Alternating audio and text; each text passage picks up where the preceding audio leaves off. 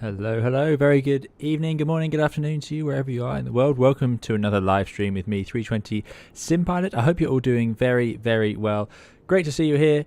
Today, you're joining us for a flight in JustFlight's fantastic BAE 146 professional Jumbolina, as it's often called, for a flight in the beautiful, beautiful New Zealand.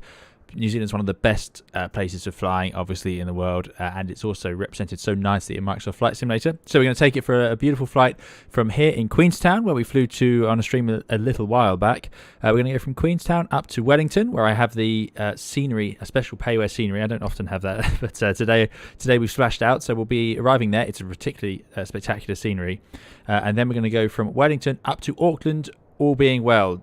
Time permitting, should be fine, but you never know if sims mess up or things like that, then we may not have a chance, but hopefully that is the plan today. We don't often do multi-sectors, but I felt like today, regional jet like this, sort of thing you do. It's certainly the sort of thing I did in an aircraft of this size, was just arrive first thing in the morning in the dark like this. This is live time as well, unusually for us, and we're going to head from for the start of the day on a nice early sort of shift. Now we're only going to do 2 flights. The crew on a day like this would certainly do at least 4, but there we go. So thank you all for joining us. It's great to have you all here.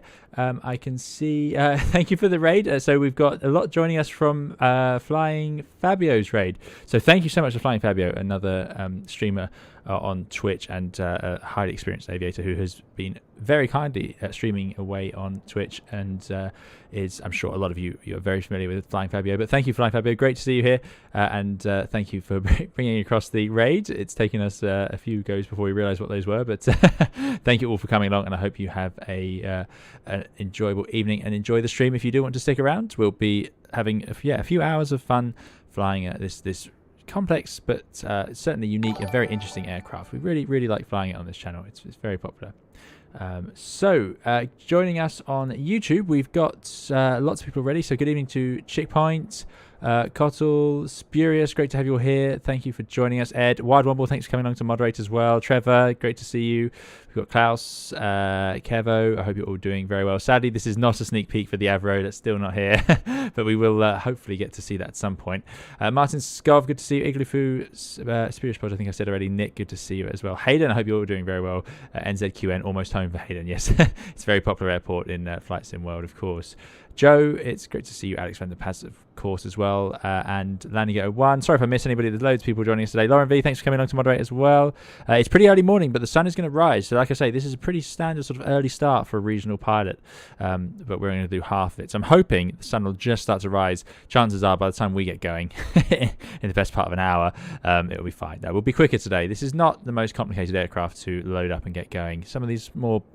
in their own way basic, in some ways complicated, but they're sometimes harder to fly, easier to set up. It does depend though, but we shall see. Like even Concorde we found actually turns on relatively quickly. But there we go. Peter DR, great to see you as well. Over on Twitch, as well as our raiders, we've got James Atkinson, good to see you. James, Tom Corwin, Igloo Foods over there as well. Mr. Panacito, good to see you there. Ed J. Massey, I hope you're doing very well.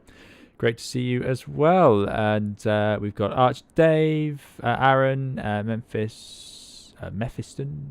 Meston says, did this very flight in the 737-700 just last evening. There we go. And Georgie McShort, it's good to see you as well. Thank you all for joining us. So yeah, we are live on Twitch and YouTube. Take your pick as to which you prefer to watch us on.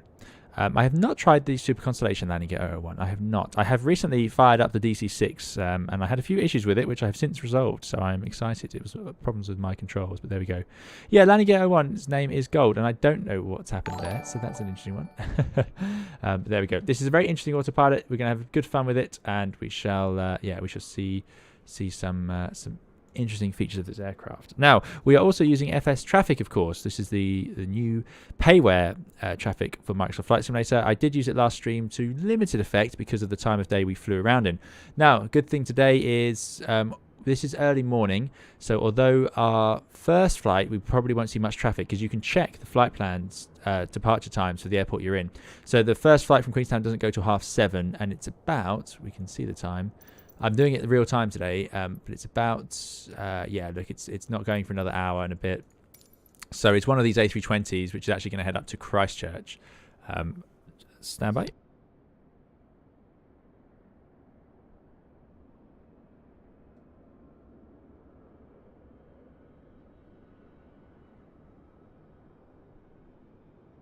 Sorry about that. There we go. So yeah, we will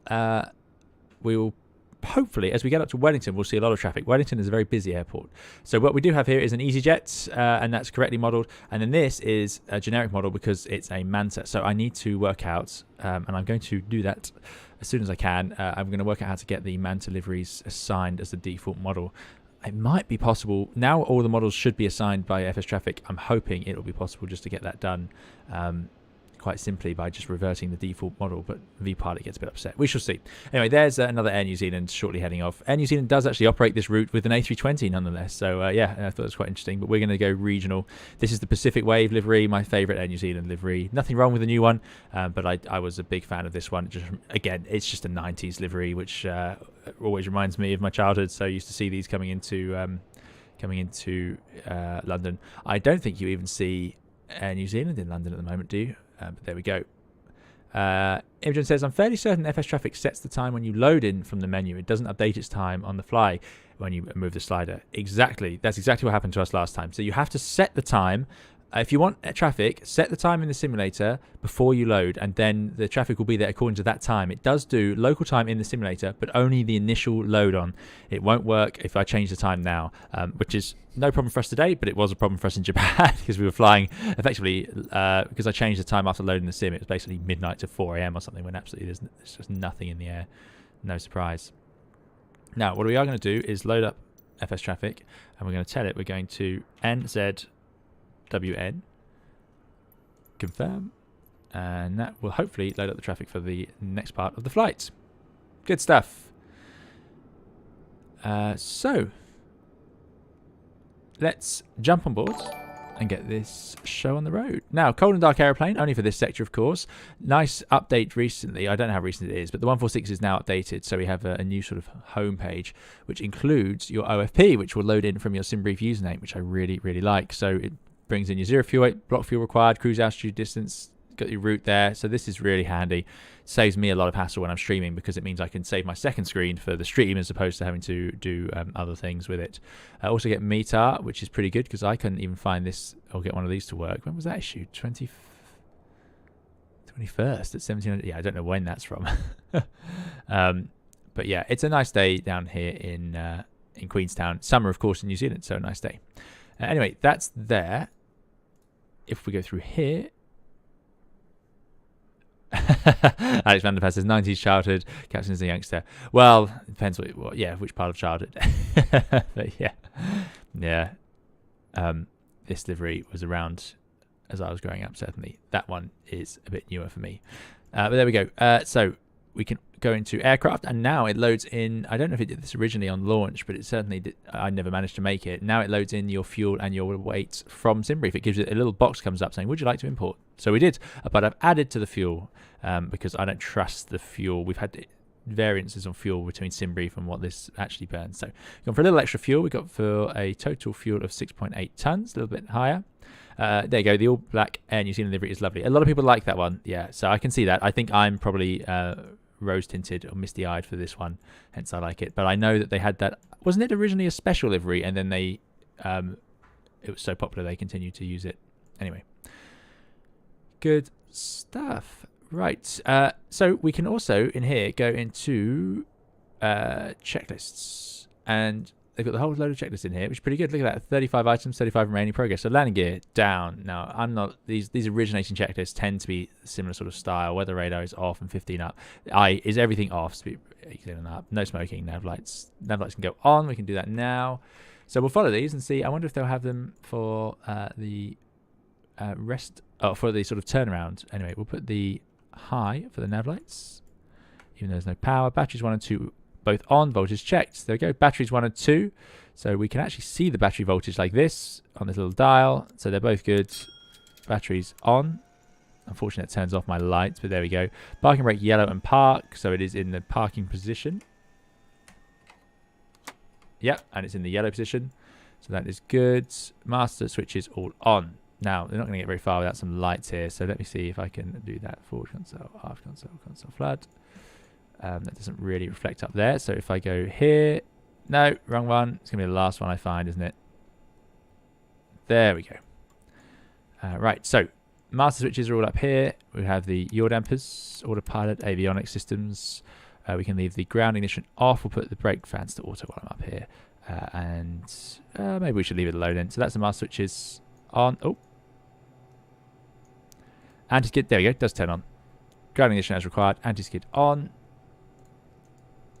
On, but it's inoperative because there's no power to it, of course. Lift spoilers yellow and green, both on. So that is lift spoilers yellow and green on. AC and DC bus type, both to auto. So now we're coming down to the electrical panel. So we've got bus type, AC and DC. Auto is in the up position, so they'll both go to auto. There we go. Okay. Standby inverter arm. Standby inverter is here. That's in the arm position. And no surprise, standby generator goes into arm as well. So if we have any trouble, we have backup. Generators 1 and 4 can both go to off reset, which they are in already. That's because we don't want those until the engine's up and running. Galley shed switch to galley. So give power to galley. If it was in the shed position, it removes power from the galley. AP generator can come on now. So AP generator is on its own little line. That's so it's on. So it's available when it's available. Fuel pump left inner goes on. This is the fuel pump that's going to provide fuel for our APU. And then we can go to fuel pump. Engine fire handles all in. Those are up there. Now I'd like a dome light of some variety, but I haven't found it. We shall keep looking. Oh, see the sun starting to rise. I love early morning starts. My favorite start time. I don't like the alarm waking up that time, but it's always nice. We're not going to do the fire test, but you would do obviously in the real aircraft. They're just a bit fiddly in sims, and then we'll do APU start. So it's dead easy. Starts. And that's it. Then we see here APU oil low pressure. That will clear, and we get RPM and a TGT. So it's already spooling up.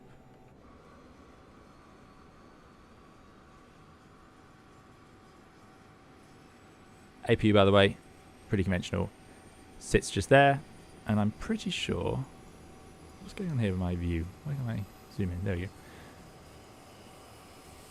Is that the outlet and that's the inlet? I don't know, something strange. That's the outlet up there. Unusually one of these holes at the back is the inlet. Checkpoint says, I hate early mornings because of waking up. No coffee can make up to that. I like getting some of my work done in the dark. I like starting work like this. I don't mind flying, all the time in the sun, but if you do a really long day in the sun, like in the middle of summer, it can be a bit more tiring. Whereas if it's dark when you start, I find it's a little bit. I personally prefer it, but most people don't. APU start, RPM and EGT stable, APU air on, and packs on. So let's get the APU air going on. APU air. Oh, we were doing so well, and I finally, there we go, APU air on, and we can put the packs on, so we can give some air conditioning, start warming up the cabin. It's probably quite a mild temperature in there at the moment. We can see the temperature in the cabin, I would have thought. There we go, cabin temperature. It's just, is that a 2? Duct temperature. It's trying to warm up, so it's running in at 50 degrees. Ooh, pretty hot. Cabin temperature is about 20 degrees, so it's a bit summery, so we can put them slightly in the cool position. Yeah. You'd need ventilation if you're going to board at 20 degrees. It could get hot pretty quickly. Landing gear indicator down. And we've got our 3 greens there. Pretty small, but that's what they are. Let's get some lights on these panels as we're going to be using them. There we go. And there is a glare shield panel. I think we've already done that, but there we go. Alex Vanderpad says, BA146, the 5 APU plane. There you go. Yes, it's famous for having 5 of the, or 4, sorry, very small jets. Indeed. So, yeah. I do have the Toby eye tracking, which I will remember to turn on today. Let me just check it's up and running. Yes, it is. Well, I say eye tracking. I just use it for head tracking. Let me just, what's going on here? There we go. That's what we need. Right. Yeah, I do like it a lot.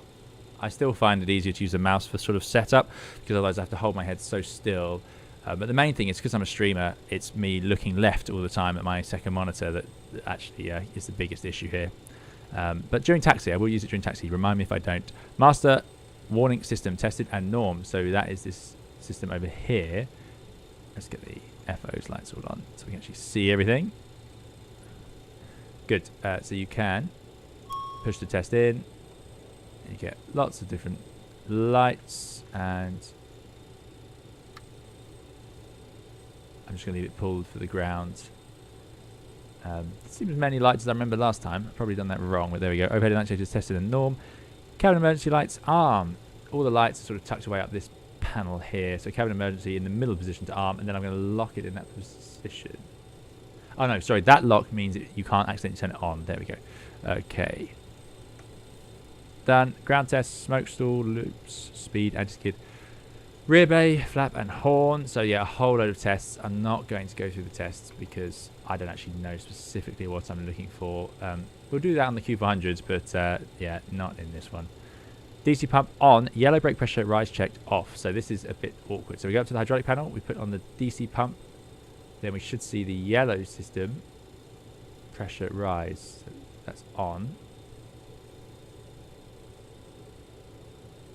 I've had this before. DC pump on, yellow brake pressure rise checked. Sorry, brake pressure. So there we go. Yellow brake pressure is up at 2.5. So that is all good. And then we'll turn it off. Does it drop a bit? Should have probably checked it before I did that. It's probably sitting a bit low. So we probably just topped up the parking brake with that, is my guess. AC pump and P2 on, yellow and green pressure rise checked off. So here we're checking that the electronic pump for the hydraulics is working and providing pressure. There we go. We get pressure in the yellow system. No pressure in the green, so I'll turn on the PTU and it gives pressure to the green system. Not something we do on 320s, funnily enough. We don't actually check the hydraulic systems until we power on because, let's face it, if it's broken at this stage, you're pretty stuck anyway. So we do check the quantity of the fluid and everything, but we don't actually pressurize the systems until we're ready for pushback. I imagine they think it's probably sensible to not do that until you are away from ground staff. Anyway, PTU back off, and the pump, I'm going to put it to auto. Oh, it should go off. Oh no, yeah, it should go off. Flight deck emergency lights arm. Where's the flight deck emergency lights? That is a good one. There it is in the arm position. That's on, that's arm. Why can't I find the overhead light? No matter. No matter. And good evening to you, Henry J. Rums. Good to see you. Thanks for joining us. Your damper goes both on. So we did the master switch, and now we have to come down here. The most hidden switch in this aircraft is the yaw damper. There we go. Yaw damper 1 or 2 go on. Oxygen masks and oxygen main valve on. Now, did they include the, just out of interest, I can't remember. Yes, so you have got the interactive ones in here, which is pretty cool. I actually quite like this system if I know where the switches are, which luckily we do. It's a little bit quicker to do it through here than it is through the inbuilt system. As much as I love that for learning an airplane, and I do, I think it's absolutely genius and amazing. But yeah, so the oxygen valve is actually over here, I do remember now. So we turn that on. And we open the main valve. And now you see we have oxygen. Good. I don't know what the passenger supply is. You don't see that very often as a separate sort of button. Normally passenger supplies as their own little generators, so I wonder if this had a different sort of system. Next will be the before starts. So let's get the airplane set up as we want it, and then we can run that checklist. No me 13 says James accent. Indeed, yeah, I'm struggling with that. Graham says entry light top right. Aha. So let's put the logo lights on for sure. Entry, there we go, thank you. And I'll put the wing lights on. Let's have the no smoking on. Beacon strobe can be off. We've got nav lights on. I've got those temperature controls. We are fueled up already, so I'm going to put the seatbelt signs on. There we go. Airplane looking lovely. Love the logo on the tail. So great. Oh, I see the wing lights are pretty bright, actually. Ah, we'll leave them on. Bit of visibility. I wanted the stairs. How are our passengers going to get on? Aircraft stairs. Good. So, if we go to our OFP, we can put in the route. Now, generic FMC still, sadly. So that's what we have. Peter says, need to push the master warning system all the way in to test and then put out midpoint for flight. Aha. Right, okay. There's all the way in to full test. And then we can put it out midpoint for flight, put it for the ground. So that's interesting. It has a sort of, I guess that's a sort of suppression system on it then. Maybe that stops the doors dinging all the time. Anyway, no flight plan we know. There's our database. So let's go to the flight plan. We're starting at November, Zulu, Quebec, November. It's very famous. We're going to Wellington. Slight change of plan from what I originally posted. If you're joining us and you saw my post, my community post, I apologise. We changed plan. Alternate NZQN. Actually, no, I think it alternates Christchurch now. Does it tell us? NZCH, there it is. Yeah, change of plan due to I found a really nice scenery and I wanted to give it a go. Oh, it doesn't work. You can't even do that. We're on VATSIM if you're joining us now. Nikolai, good to see you. I hope you're doing very well. Great to have you here. Checkpoint says we don't need stairs. We have plenty of people that just need to get to the hold. Yeah, that's it. Hold is available and open for those of you joining us in our economy. I call it economy plus class. There you go. Down there. Excellent. So that is the plan. Let me clear that message out. I'm very bad with this FMC, but it's very straightforward. We're going to be the 463. No, that's not right. We're going to be the ANZ 327. NZ327 is us. And we're departing via, let's get this right. We're taking ANPO, the ANPO departure to ANPOV. So let's see if we can do that. Departure, arrival. Now, runway in use. We have no meter. We have no idea what the weather is. What we might have to do here is take the drone for a little hop over to the runway, see if we can tell what we're going. Looks like a few aircraft getting ready to go. Can anyone see the windsock? Can anyone see the windsock? What's the fair price for a ticket for today's flight? Says Aaron. If you're in the cabin, it's going to be $1,000. You can choose which currency that is. If you're in the hold, it can be 10. So you know, what is a seat worth it? Right, where is the? I've already looked at it. There it is. So it's a light sort of crosswind there, but it's a definite that way, which is going to be 05. Yeah, it's a definite 05 departure sort of day. So we'll do that. 05, AMPO 3 Alpha, Savla, Timjo. I want to end up at AMPOV and then Timjo. So it'll be the Timjo transition and execute. Good stuff. Aaron says, I'll give you 1,000 ISK. That's about $9 US. that was the deal. That was the deal.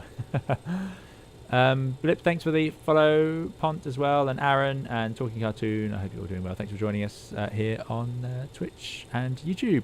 FMS is the working title from about a year ago, almost exactly the same as the CRJ.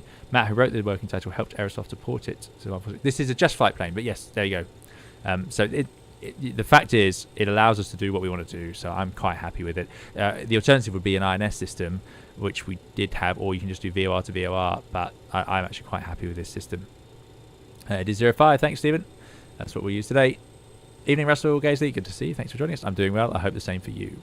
Now we go to legs. No, we don't. Flight plan again. So after Timjo, we take Yankee 153 to Dopkey.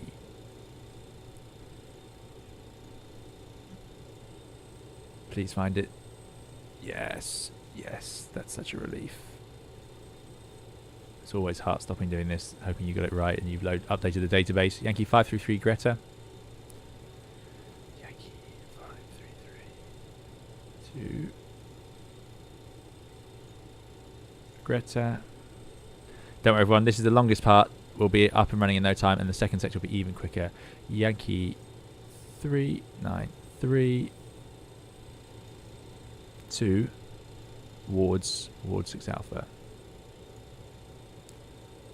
It's super easy to start the engines on this airplane.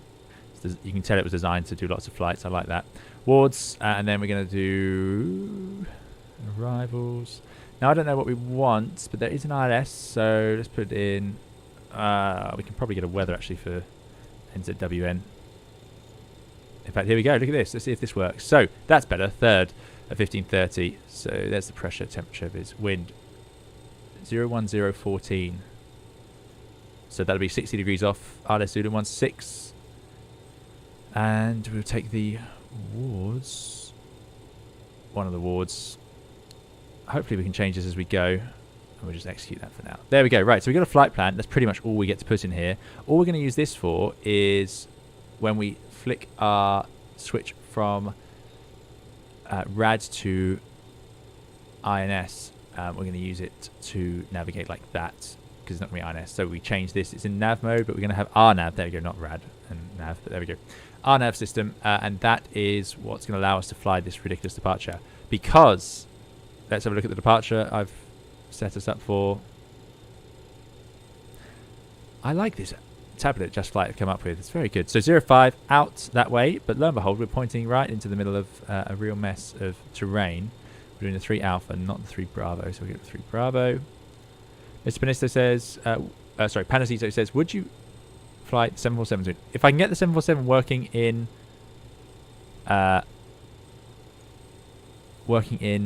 X-Plane 12, then yeah, absolutely.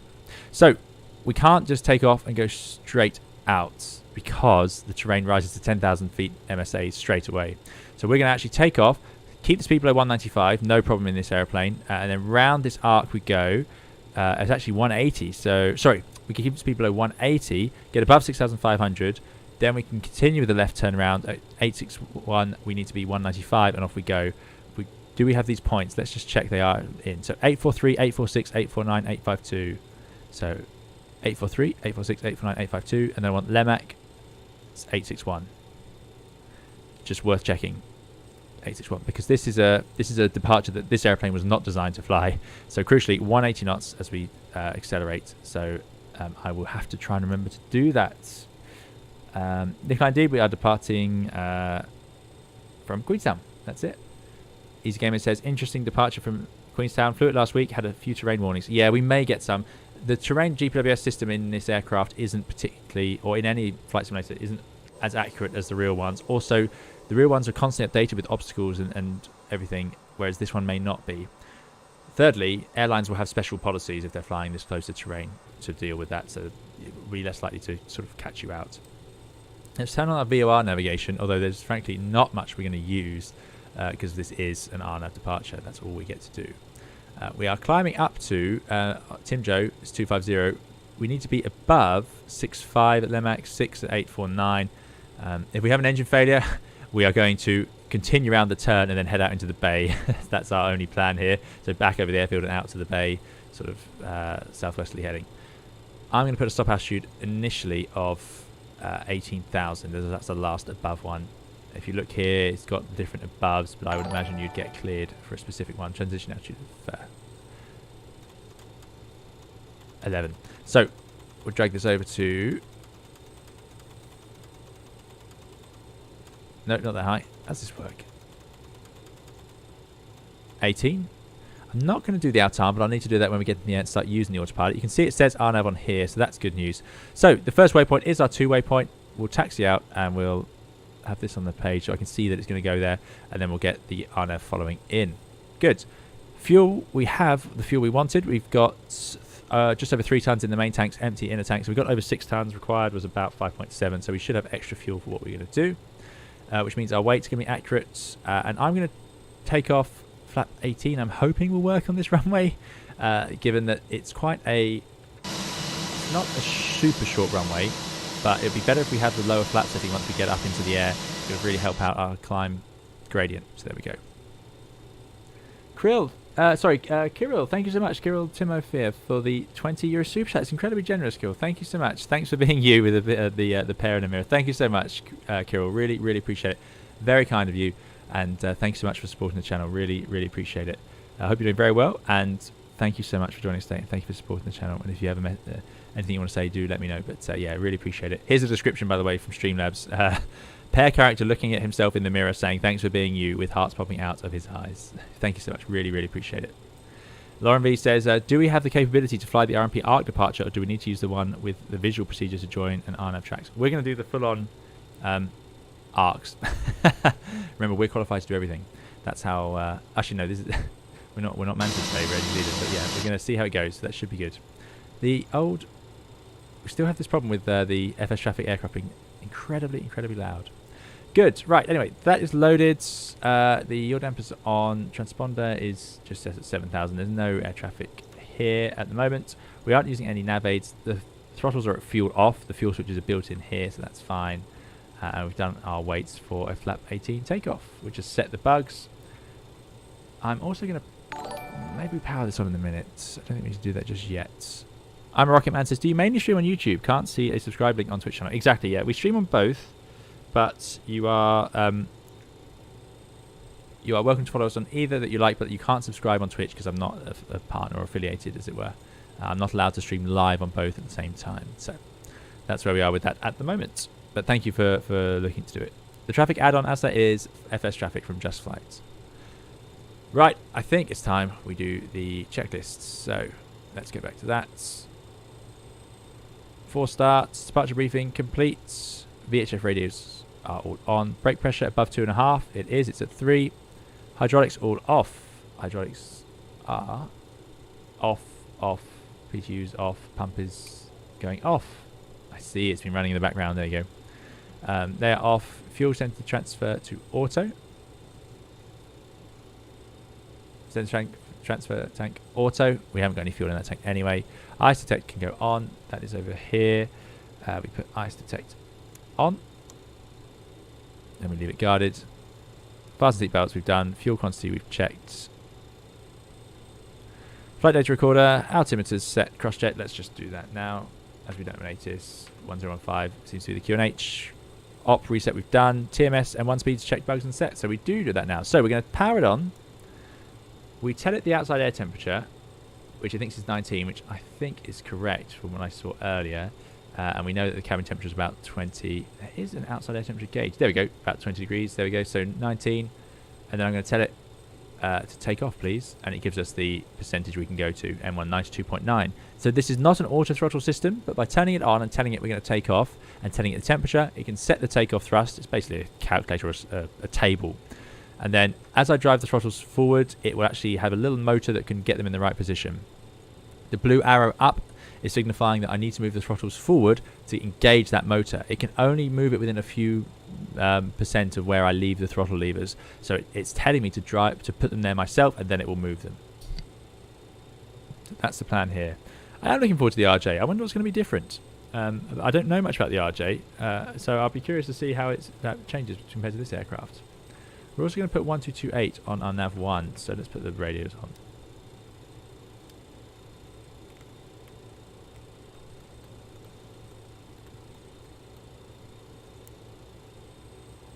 Whoops. 1228, there we go. Good. So that's done, and that's also set the bugs, you see. So 92.9, and then we've got 96. Oh, actually. 92.9, there we go. Redone it, 820 TGT. Doors and equipment closed and removed. Let's get ready. I don't think there's a pushback on here. So let's close up.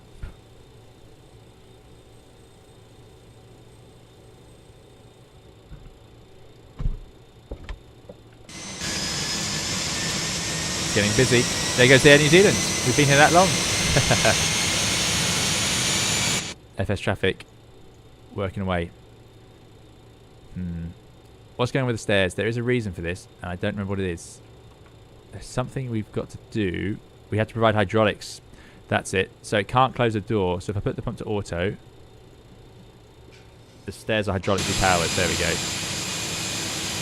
So that is some of these other players, and some of them are AI. There goes the EasyJet. That's the button 05. Thank you again to Kirill for the very kind donation. Thanks, Nicole, for the subscription, and David.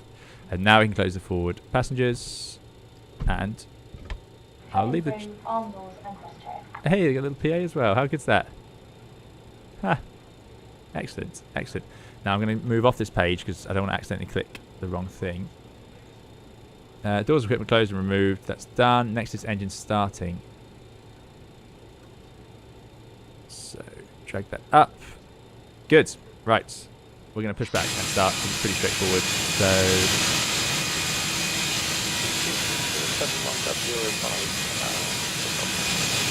There you go. We're about to push back. Let's get the shocks removed. And let's put the beacon on.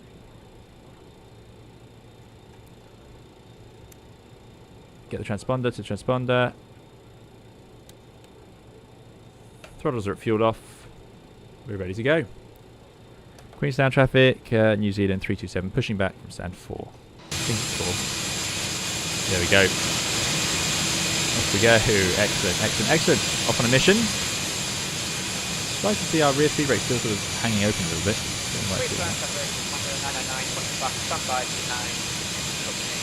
There's our colleague next door. I think that's James. We are indeed on Vatsin.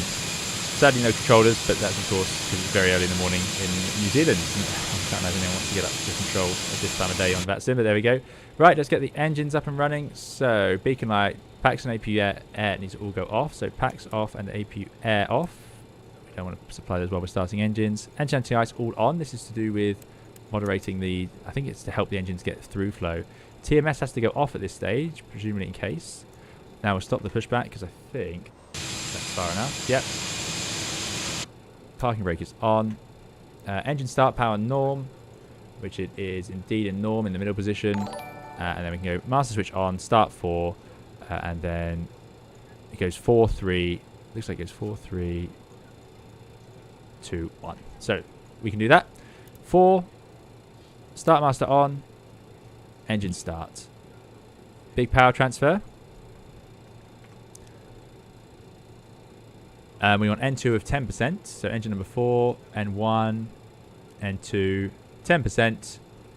And now we engage the fuel lever. Then I want to see a fuel flow.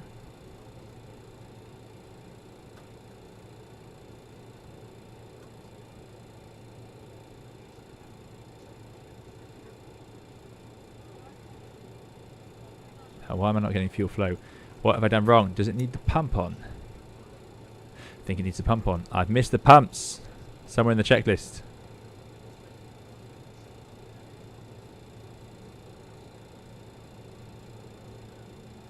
Fuel pumps all on. There it was. This airplane does require the fuel pumps to be on. The 320 does not, but this plane does. Surprising, given that the engines are still mounted below the wing, but there we go. So the Takeoff's gone. Nick K, thanks so much. I'm not sure these alerts are working properly. But maybe I just missed it. So Nick K, thanks so much for your £5 super chat. Really appreciate it. Nick says, did a full flight in A310 the other day. I'm dyslexic and find the box really tricky. So proud of myself is ridiculous. Thanks for your guidance, Fitz. You're very welcome, Nick. Great to hear it. Glad it went well. Thanks so much for coming along to tell us. And thank you, of course, for your very, very kind super chat. Really, really appreciate it. Right, so that engine has now started. You can see the ignition system's off. So we can go to 3, start. And you can see when it says start operating. So even though engine 4 was still roughly stabilizing, I can do that. Well, I'm going to do that. I'm not sure what the actual policy was, but I imagine you could start these quite quickly given there's 4. 10% on the N2, number 3.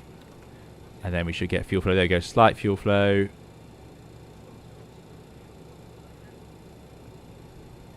There it goes.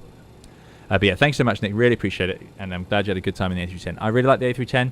If I could reliably get it to turn on, I will use it more on streams. We used it a lot. I have the Toby eye tracker, not Track IR, Grand Daniel. But thank you again, Nick K. Really appreciate the tip. Oh, the super chat. Mick says, I think the RJ has full auto thrust. Okay, so the RJ is going to be a much fancier version, isn't it? That's what we're going to find out when it arrives. That's looking good. Has the starter disengaged? Yes, it has. We'll start 2. Start.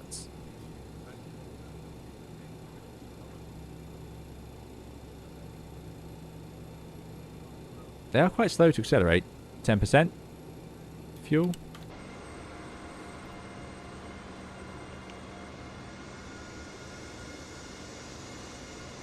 Our poor colleague next to us is going to be a bit stuck. Could start them quickly as it's just little APUs on the wings. Exactly, yeah. Ooh, there we are. Look at that scenery. Unreal. This simulator is such a treat. It's just all default. Engines are very quiet though.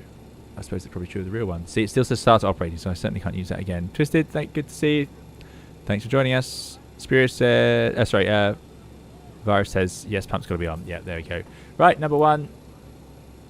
Start.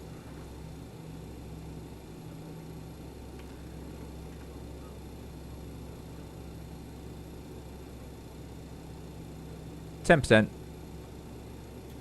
That's going on. So whilst it finishes up that, let's see what we've done. So we've done engine start, N2, 10, on, stabilize, 3. Just repeats itself down, 4, 3, 2, 1. Nice and easy to remember. One of the longest checklists in most aircraft. The after landing and the after start. 2 of the most important ones. There we go. Well, maybe the landing checklist is probably most important, but there we go. I like this, by the way. You can zoom, move the light around. Very cool. Good. So let's let this engine stabilize. Then we can run the after start checklist, and then we'll be on the way. David says, that reminds me I did a 7-hour flight in the A310 from Brussels to Lagos for Dan Air Virtual. following your tutorials. Thank you for it. It was a blast flight plane. Oh, that's great. I'm glad you enjoyed it. I'm glad those videos have been useful. Yeah, not super detailed, but hopefully enough to get people along with an aircraft that's not entirely intuitive. I'd say that about the A310, but we do like it. Good. So start power norm, start selector and master go off. So start power to norm, start selector and master off. Engines are up and running. Don't need them. Engine anti-ice as required. Generator 1 and 4 can go on. So we'll put generator 1 and 4 on. Need to go all the way forwards for on, not the offline position in the middle, but all the way forwards for on. And then we don't need the engine anti-ice. That's going off. That gives a bit more power for takeoff. Hopefully that means our flap 18 takeoff works. Brake fans can go to auto. No auto thrust on this aircraft, so often sitting with brake fans in auto because it could get pretty hot. Cooper, thanks for the follow. Ethan Master says, I adore this plane. Had to rip the FMC out though and go back to conventional nav, so looking forward to the Everett RJ. Yeah, absolutely. Engine 2 hydraulic pumps both on. Sorry, 2 and 3 hydraulic pumps both go on, so outer pump, outer switches there go on. AC pump and P2 all on, heaters all on. So, auto on, heaters, screen heats, vane heats, pitot heats all on. And we did the AC pump and PTU. APU air and packs on as required. So APU I'm going to leave off, but I'm going to have packs on for now. I'm trying to remember to turn those off on takeoff. But do we turn on the engine air? Can we have the engine air on yet? Have I turned off the APU? No, we still got the APU. Okay, what we'll do is we'll turn APU air on, we'll leave the engine air off, and that will feed the packs. So we will use that. That will give us a bit more performance because the engine airs can all be left off. Might give us a bit more power. TMS on takeoff mode, so we just repower that. Temperature is mechanical, so it stays the same. Press for takeoff. Nice 2.9 as we expected. Transponder, I can go to TARA. And taxi light on. Finally, brakes test on initial roll. So taxi light can go on. That is down. Let's turn off the entry lights. And we're ready to go. But what we are also going to do, of course, is set flaps to 18. And once that's there, we can just double click the bug to get the right speeds. And we can see that our rotate speed is 136. Pretty high. Oh, that could be a bit high. I'm not going to risk it. We're going to go 24. I don't believe that's going to work. 24. We're going to cripple our climb performance after that. But now it's set 24. If I do that, we should get new bugs. There we go. But I think we'll achieve that rotate speed on this runway, given our weight. So 126. 126. Good stuff. No air. APU air to packs until climb. Thanks, Spurious. There we go.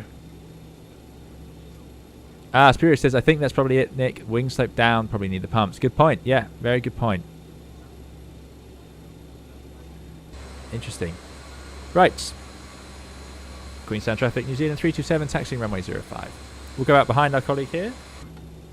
Brakes released. We've got the flaps. Set to 18. Did a bit of a brake check. They're working.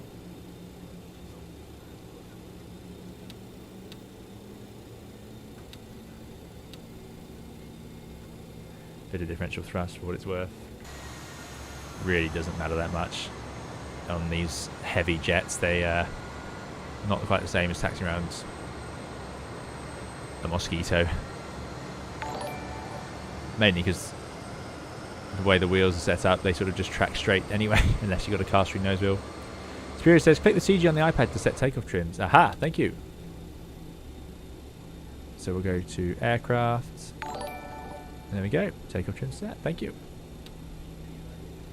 Thanks for those follows, Local and Nimrod. Now, here's a question. If we go to our charts, how do we get out to the runway? I don't think it doesn't seem to. The one problem with this app is it doesn't seem to show where you are. Oh, don't know what I've done there. Anyway, we won't get too distracted. So let's cheat with a nice high camera view. We're going to have to go right. We have to backtrack, aren't we? So we'll stop here and then we'll do all of our final checks. So let's do a bit of a flight control check. You can just press this pedal to bring it up. They're not locked. They just run trim tabs. So it's actually super sensitive on the edge and then very numb in the middle. Interesting. There we go. So flight controls are good. Turn our rudder during the taxi. We've got our flight directors coming on, and I'm going to basically disregard them for takeoff, and we're going to fly in nav mode. So we'll get into the air and engage LNAV. Go on, airplane.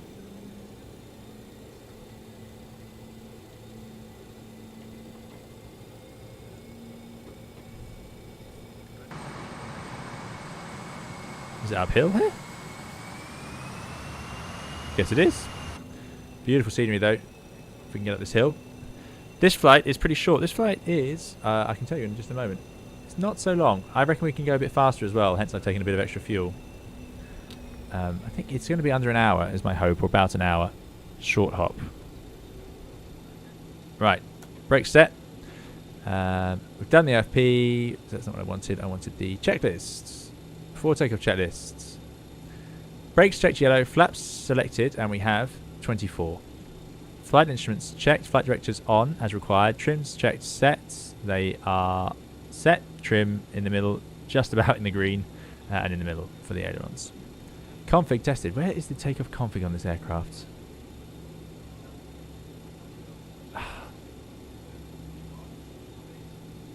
Ah, we were doing well. We were doing well. There's a vibration test. I like this. You can press that. These are the engine vibration monitors. Where is the takeoff config test? It's somewhere really obvious. And we do this every time we fly it. Hidden below something. Hidden on the FO side. Compass slave, no. HSI, vibration. No. We will have to imagine it works. Below the thrust lever's pedestal. Aha. Of course, the place I wasn't looking. I like this. You can see the brake temperature and you can just tell it to show you the highest one. So 19 degrees, pretty much ambient. And there it is. Thank you. So let's release the parking brake. Config check works. So that's all good.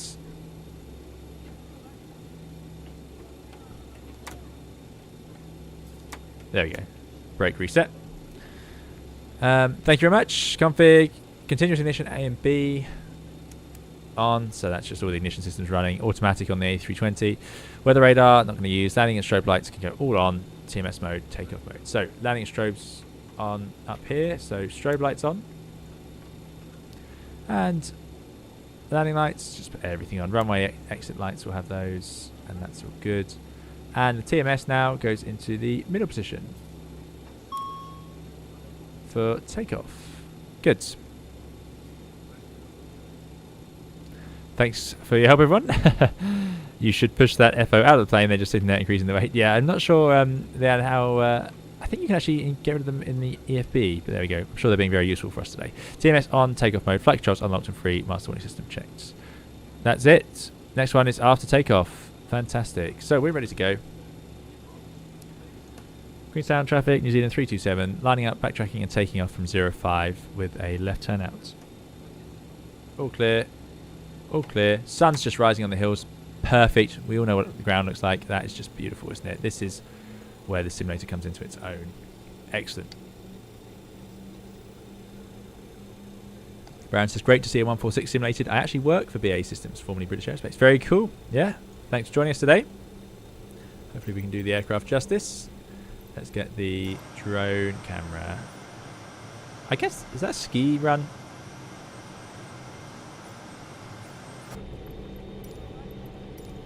That's a pretty good view, isn't it? Other options, other options. That's pretty cool, actually. Pretty good for a video, maybe. Oh, that one, tail view. Don't see that very often. Small, short-haul aircraft. Or forward view, what do we fancy? That's quite cool to see all the engines. Let's leave it at that one. Now, you're going to get that howl once we get in the air from the... as the flaps retract. It's pretty cool, and they've simulated it really well. It only works when there's air flowing over it, so I like that a lot. Don't forget to ding the cabin.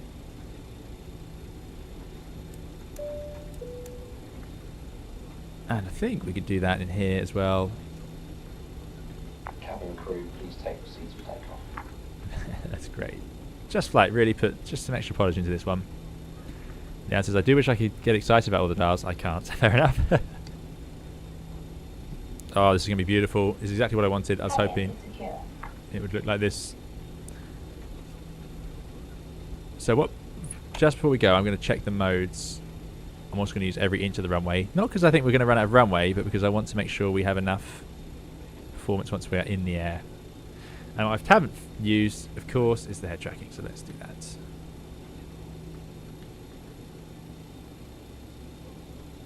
Typical.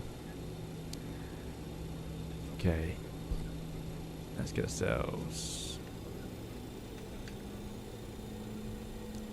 over to the center line. Okay, so what modes have we got? We've got pitch, roll. It's just going to hold those. That's fine. And it's in RNAV. So I'm going to take off. I'm going to engage the autopilot, which we do down on the pedestal.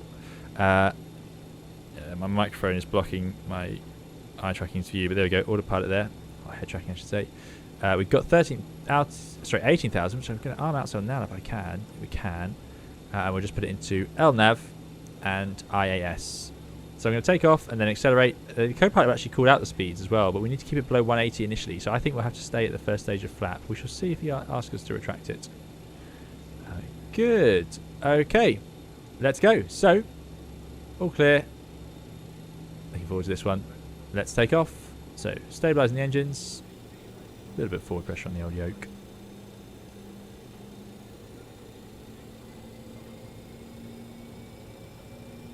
And let me move the microphone down.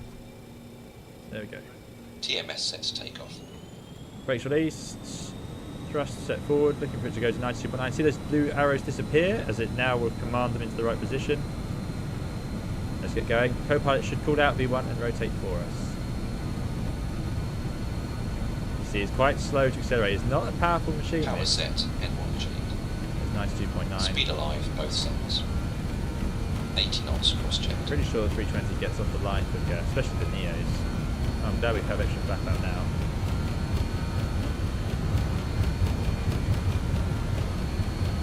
Get a nose of the center line. Rotate. Right. V2. Bit sensitive, bit of an overpitch there. Positive rate of climb, gear up. Yeah, coming up. Love light up gear levers. Keep it below V2, so that's about 12.5 degrees pitch, about what you do with an engine failure in the Airbus. And now let's engage LNAV. And that course bar should work for us. Even 140 knots.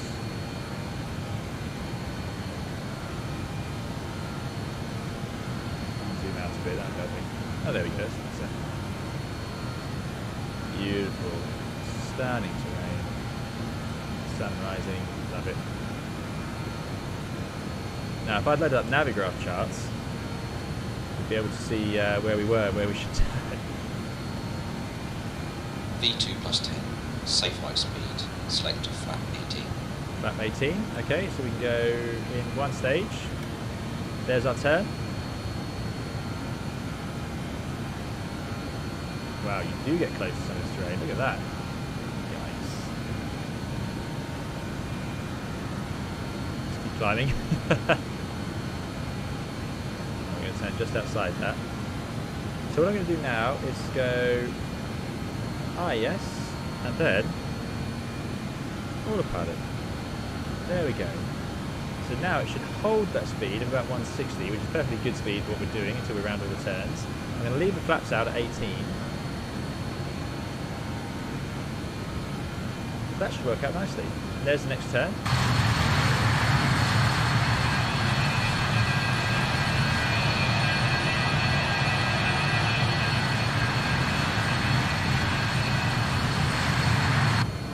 Excellent, excellent.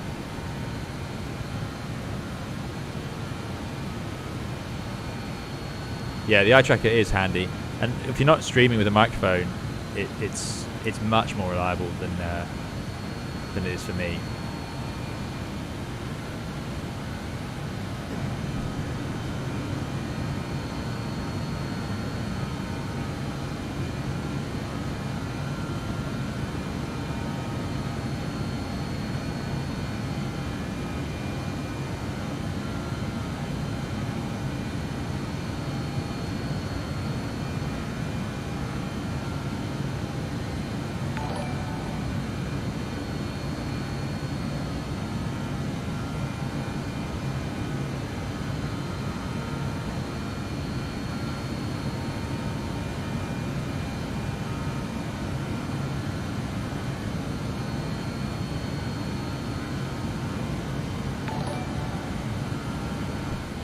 It's pretty cool, isn't it? It's pretty cool. I find the eye tracker particularly is intuitive. I don't have to think about it. It's really quite nice. I can just... I've got it set up with a few settings that I liked, change the sensitivity a little bit, and now, yeah, I don't use the eye tracking feature at all. This is just head tracking. I did find the eye tracking as useful, actually. It has one purpose for streaming, but I don't use it because I've had a few complaints it's a bit distracting, where I can show you where my eyes are. But for now, just using head tracking so we give that smooth feel. So let's go to, what do we do here? Let's look at that chart. So we're now downwinds. A bit concerning. We may have to use the inbuilt app. No visas. As V1 would say, juicy. There you go. Yeah. See, that jittering you're seeing is because of the microphone. If I get rid of it, it goes steady, much better. Can't turn your head and lean with it over there. Yes, you can. So that's me leaning. That's me turning. I can go up. I can go down. And that's my real. I think it's amazing. I'm in a really dark room, but it doesn't seem to use light. I think it's infrared, but it's very good at that, and that's what I really like the V's use, because then you get a bit more of a natural feel to it.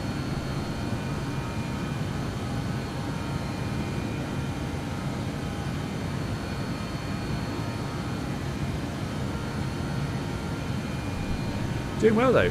We're getting good climb performance today. So that's 8,800 feet. Time to get the flaps in soon, really. It looks like our charts are broken, so that's going to be a job for Navigate Charts app, which is about to crash the whole simulator. Dear.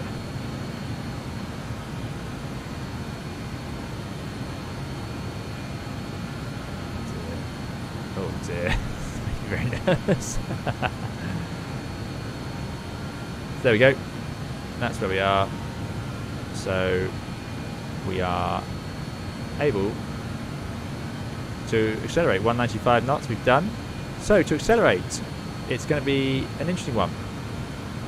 We are, as you can see, holding 160 knots. Let me turn off the eye tracking for now. Holding 160 knots with the flaps out. There's 10,000 feet.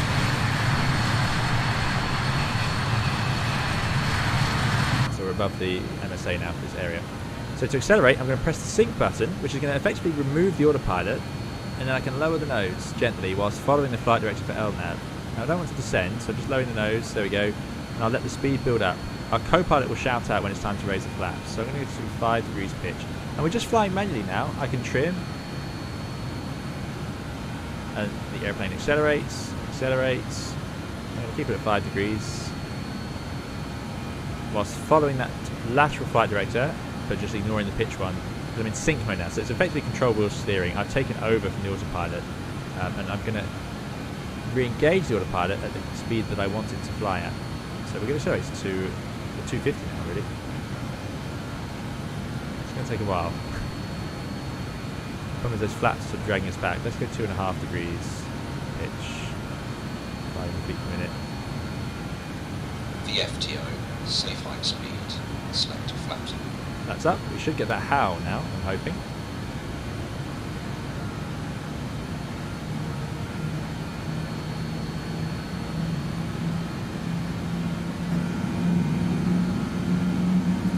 Great noise.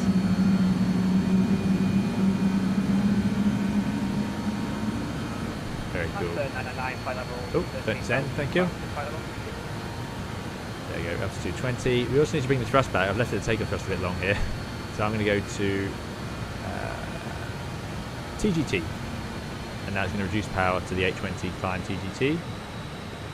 Should have done that a bit earlier. And there's 250 knots. So now if I repress the sync button,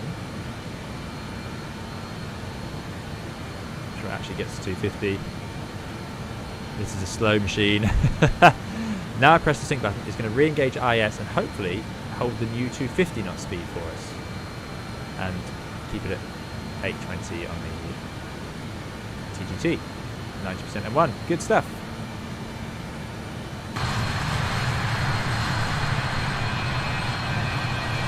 So our Manta friend in the 320 is doing significantly better than us back there. Yeah. And like I say, Air New Zealand do this route with the 320.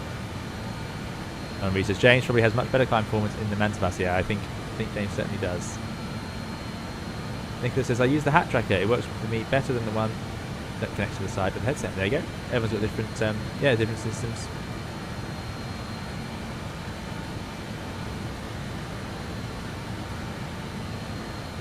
Indeed, departure that's a beautiful departure. I'm really glad we did that one. I'm not sure what's happened to our charts. Right, let's go to checklists. After takeoff checklist, landing gear up, lights out, flaps up. TMC sync as required, so I've gone for... I don't think we can use sync. Yes, we can use sync. So sync is controlling, synchronizing all to the N1 so that you don't get sort of that vibration. But it should work out. It's a way of stopping the vibration and meaning that you balance the engines a bit better. Engine air all on. Oh yes, that's what we can do. Let's get the engine air on. Certainly glad we had it off for takeoff. APU air off, and then the packs are now supplied from the engine. And let's get rid of the APU. So that's where you find out your generators weren't on. Engine air all on, APU air off, packs both on, pressurizing. So pressurization panel is down here. It is showing us 0 cabin with a diff of 5 and a bit psi. So I'm going to hope that the cabin starts climbing soon. Slightly concerning. I know why that is. I didn't set this panel. So we're actually going to go up to 31,000 feet today. So that's not great. It doesn't let us go that high, so we'll set it there. And now we'll see the cabin climb.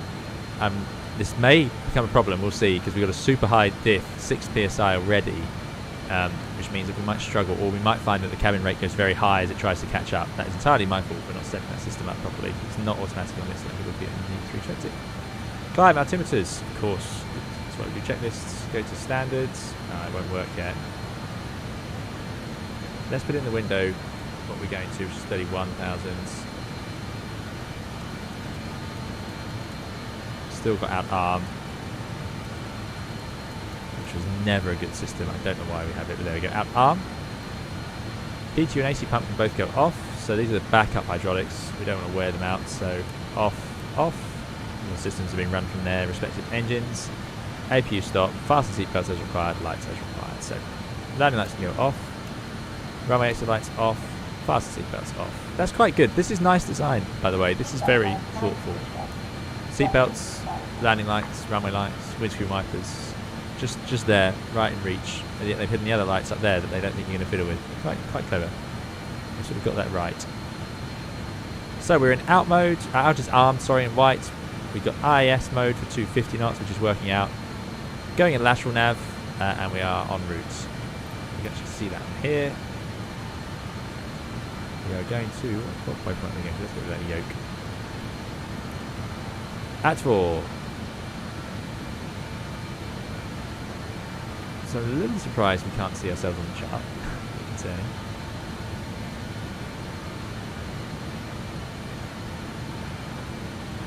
So yeah, we should arrive in about an hour according to the overlay, but we might improve on that as we accelerate. I'm certainly hoping to. I'm going to do 250 and then we're just going to go maximum when we get up there. The Simbury flight plan suggested a flight time of this flight of 1 hour and 3 at Mach 7.7. So we'll see. We'll see if we can get up, get a bit better than that.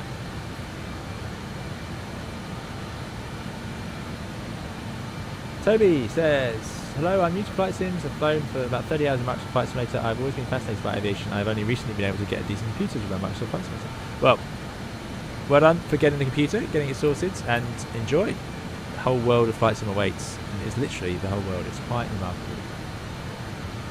Evening, Andy. I hope you're doing well.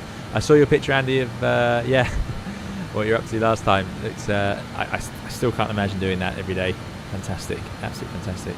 But yeah, thanks for joining us, and I hope you're doing very well.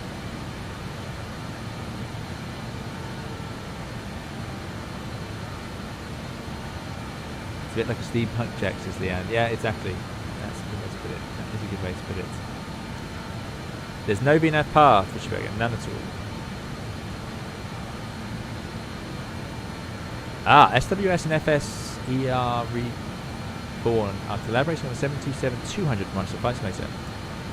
Interesting. 727 would be good. We've flown the 737-200, so it'd be good to see that one. SWS known for their Kodiak 100, which is very popular. Mentioned on Fabio Stream yesterday by Alex from SWS. The old airline sim. Yeah, 727 would be great. Not one I've flown on any sim. I know there is a good one for X-Plane. It's just one I haven't got around to.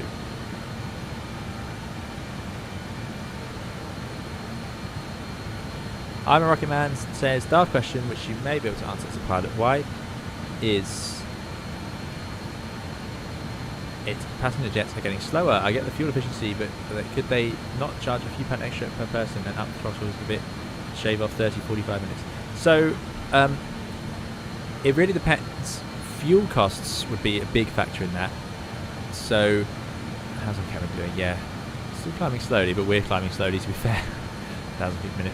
Yeah, so airliners are built, the airliner programs have to think a long way into the future when they build them. So are they going to focus on speed or efficiency?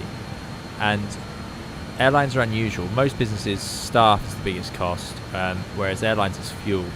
And fuel prices have only been going one way for a long time. So aircraft have obviously burnt less and less. And also it's better for the planet, of course, and airlines like to be able to obviously be seen to be putting some effort into their efficiencies, but not paying as much for fuel is obviously a very big perk as well. So when manufacturers make these aircraft, they have to think about that a long way in the future. And you can see what happened to Concorde. Going fast couldn't last forever in that context, although there's arguments about that. But the fact is, these aircraft, long-haul aircraft today, are only marginally slower than the long-haul aircraft of the previous generation, and those were sometimes the exception. Like the BC-10 is famously very quick. We don't actually go as fast as that anymore. But they were using turbojet engines, or variations of, and these are, maybe they were turbofans, but not very efficient, not very high bypass. So they're going to cost a fortune to run in today's terms, plus the maintenance and everything. Whereas modern aircraft, they're finding a balance between the right altitude and speed and efficiency to basically get the best out of the airplane. Because the reality is, if it's 30 minutes extra, but it saves a few hundred kilos of fuel over a long-haul flight, or even a couple of tons of fuel for a long-haul aircraft, or maybe even a few tons, this is thousands and thousands of dollars or pounds, for a few tons of fuel. So imagine going around the airplane saying, well, we're collecting to go a bit faster, but you've all got to put in, like you say, 20, 50, 100 pounds each, or you can get there half an hour later. I mean, I think the answer's pretty clear, and that's where the market's gone, that people just they're not so worried about the time. Most people don't plan to do something as soon as they land, and if you are, you're probably doing a short haul flight. Regional flights tend to be a little like that, going somewhere for a meeting. But if you're doing a long haul flight, to go straight to a meeting when you get off is a brave strategy, even if the plane was a bit quicker. Hi George, I hope you're doing well. But yeah, good question. I wouldn't say jets are getting slower though. I would just suggest that this generation is a sort of sitting at a slightly lower speed than the previous. I'm just going to do sync button again. We're going to lower the nose a bit. So I'm in control of the pitch, or in fact everything now. I want to accelerate the aircraft, get a bit of a slightly better climb speed, maybe 270 knots. So effectively all I've done there is retrim. I'm not using the yoke at all.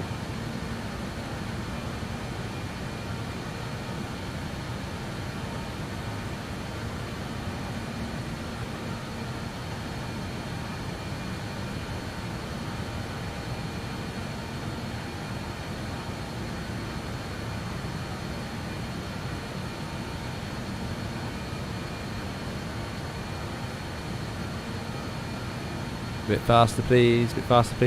Jet A is $11.24 a gallon. Okay, it says it's Captain. There you go. I'm rocking around. Says that's a fair enough. Appreciate the answer. I wouldn't mind so much if the seats weren't so crammed. One of the reasons I stopped flying Ryanair, I just couldn't cope with the lack of legroom. Yeah. So I'm just going to trim forward a bit more and get ourselves over its path. So yeah. So of course the short haul aircraft are a bit slower nowadays, but again, it does help them with the efficiency. But long haul aircraft are naturally more efficient faster. So does vary. 747 was of course quicker than the 777. So, and I don't know what the 787 cruises at. I don't know if it's as fast as those. I've got a feeling it's not that much quicker, or not even as quick. They're really struggling to get extra energy out of this airplane here. Evening Fizz, hope you're doing well. Andy said, where can you see the Mac, by the way, is out here on the outer scale. So we're coming up to 0.6 now. By effectively levelling off.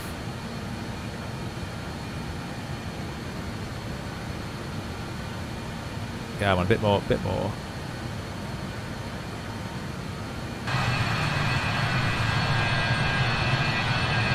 Yeah, we got that time back to 19Z now. That's a bit better. No, having to descend. Let's just re-engage it. That's the best I'm going to do for now. Back into IS mode. Andy says, BAE certainly outdid themselves with the 146 after building Concorde, the world's fastest 4-engine jet. They decided to build the slowest. There you go.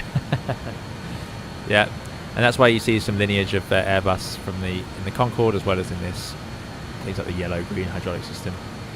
I'd say there's probably more similarities in Concorde than this, but there we go. Oh, I think there's our colleague behind us.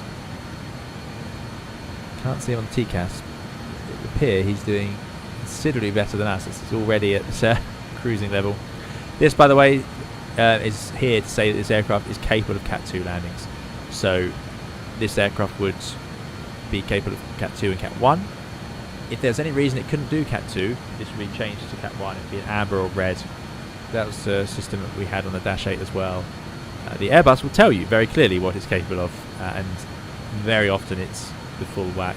But these were a little bit more sensitive, a little bit more fragile systems, and not a very clear system for telling you what it's capable of, so they had to put this on. So the engineers will update that if there's a technical reason the aircraft is not Cat 2 capable.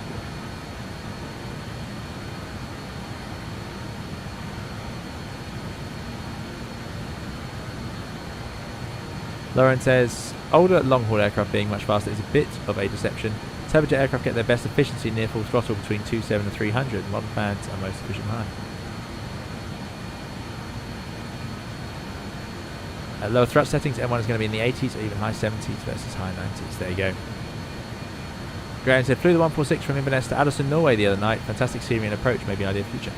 Addison we've been to on stream because indeed it is one of my absolute favourite approaches in Europe. It's stunning. They've got snow even in the summer. Is that right? I suppose that is a mountain range, so it would make sense. Yeah, Addison, absolutely beautiful. Totally agree with you. Oh, there's fancy colleague up there.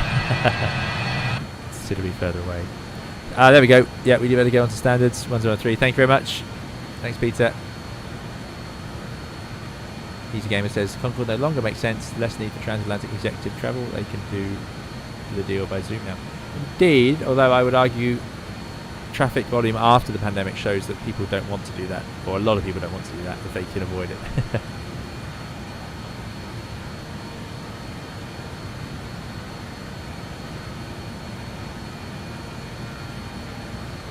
787 cruisers are out, decimal 85 cities miles, so there you go. 85 is your captain. Interesting.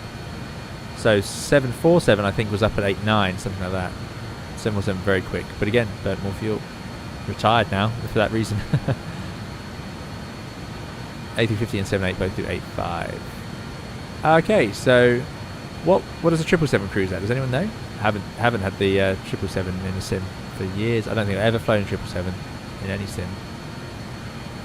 I'm a Rocket Man says, I want to get on the A380 before it's phased out. I never managed to get on the 747. So flying on 747 as a passenger, personally, to me, fine. It was a big aeroplane, but people liked it. It's a charming aeroplane. The A380, I think, as a passenger experience, is just amazing. I really do think it's the best aircraft to be a passenger on. It's so quiet, so comfortable. We talk about this a lot. It rides turbulence so well, and there's so much space in the cabin. It's yeah, lovely machine. Nick K says, when you get clearance, is it actually for the whole route? How do they do that? Is it in international database? Yeah, so there's a thing called Eurocontrol who look at your flight plan, and they're the ones that might decide. They can decide if they need to stop you at any point on that flight plan or delay you before you can go. They won't stop you once you're setting off, but the idea is that they're saying once you set off, then yeah, you can just carry on. But they might delay you because there's a delay somewhere on your route, and they'll say you can't leave where you are, not because there's a problem where you are, but because halfway along your route we have a problem with traffic, stuff like that. So yeah, it's all coordinated. Yeah, good question. Ebos, good to see you. Ebos says, hi, chat and captain. PA146 fun this evening. Great birds flight into the weekend. Yeah, it's good. A lot of people asked about the 146 because we haven't seen it for a while. So I wanted to get it onto a stream because I really like flying it. No problem. No, didn't need to be asked twice. Just needed to make sure my control profiles worked, and they'd updated it. So yeah, I wanted to make sure I had the latest version.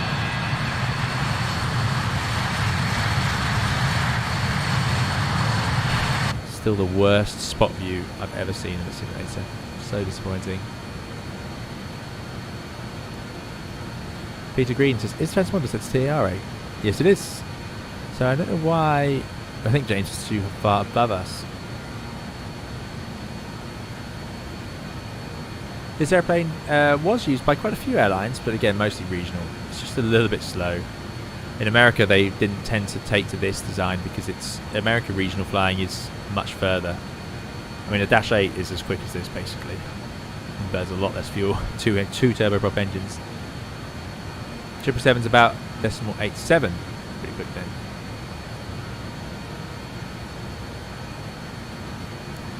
A380 production line is still up, so never say never. Is it really? How many 380s is being... They're still producing them for the Emirates, aren't they? 777 cruises 82 to 84. Interesting. I didn't realise it was that much slower.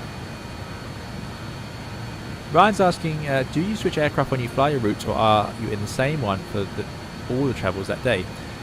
So it really depends on the airline.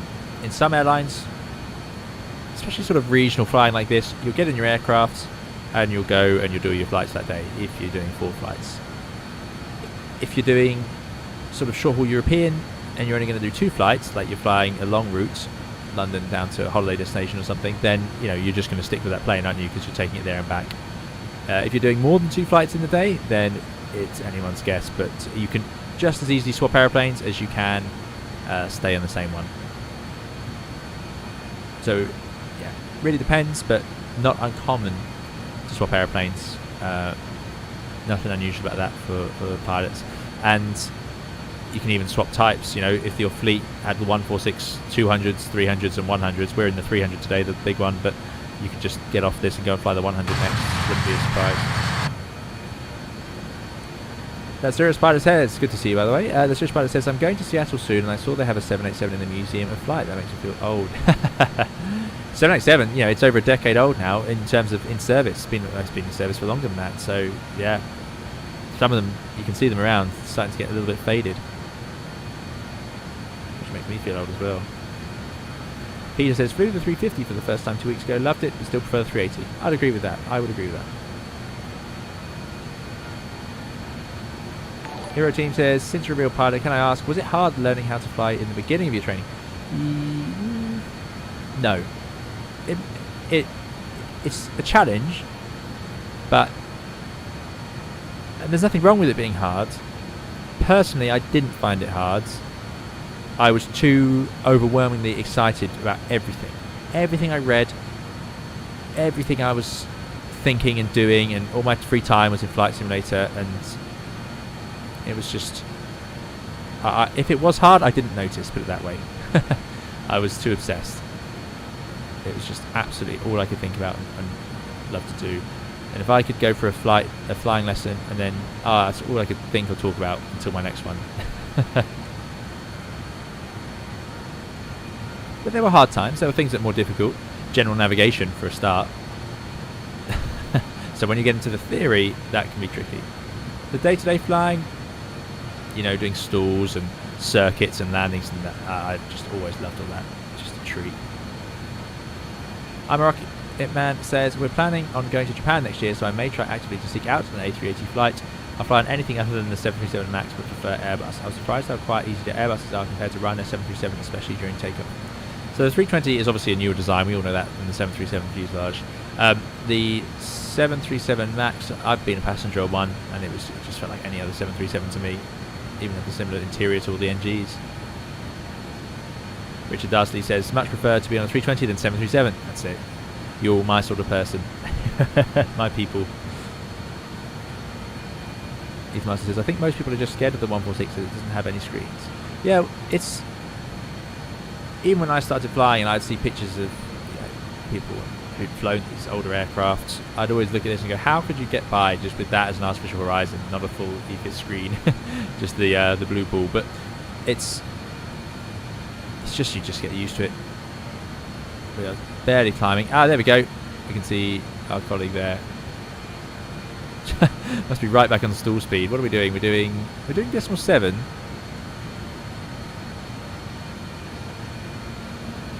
I don't think we have a cruise target. We can just do a TGT.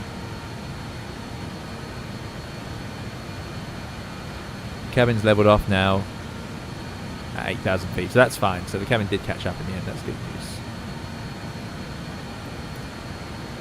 So we're well off this chart. Close that. There we go. Giving a stop key. So this is Christchurch down here. On the list of places we need to fly in New Zealand, certainly. Beautiful. Bit flatter out by Christchurch itself. There we go. He says in America it's very common to swap aircraft when you get to base. Yeah, that's the sort of thing that would happen all the time. Richard says, I tend to turn the FMS off and just use radio nav. I would have done. Yeah, the only reason something I like about the radio nav, RNAV option in this aircraft, I think it's best that they have included this. I totally understand turning it off and flying at VOR to VOR is just absolutely great as well. But what I do think is useful is just that it allows me to fly on that sim and just fly the routes and not stress too much about it in terms of trying to figure out VOR to VOR, which is a bit time consuming. Very satisfying, but it's all the planning you have to go into it. So as far as I'm aware, I haven't found a way in SimBrief to just force it to use VORs only. That would be good if it did, so I have to go and figure them out myself. There's VOR 1.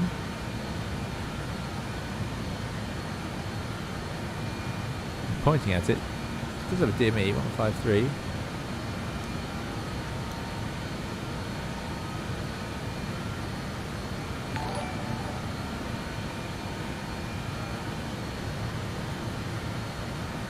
So what's this? This is the DME, is it? So if I just leave it on. There we go, 38.2, 153, that's what I need. Thanks Zulu for the follow.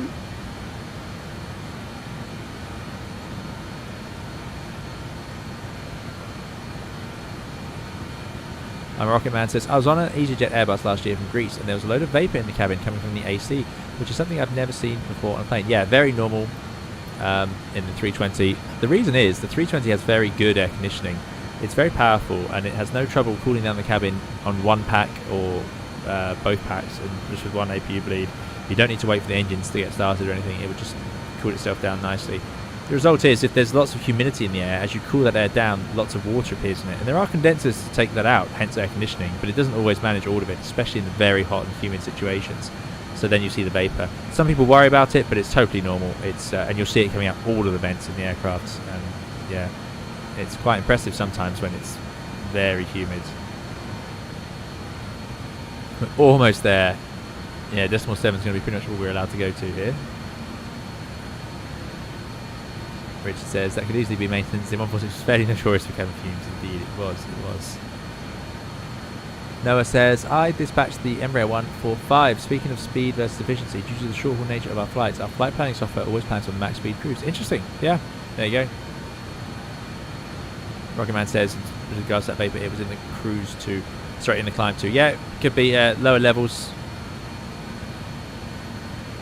Ed says, are UK pilots classed as radiation workers? Presumably there is maximum flying time per year due to atmospheric radiation effects being greater high up.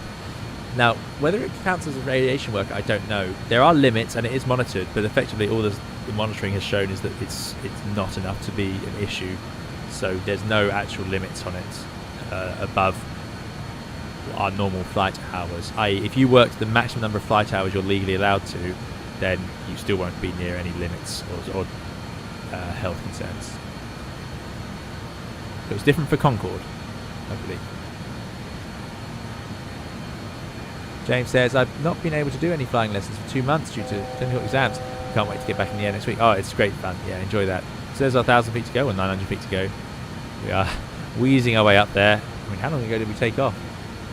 It feels like a while.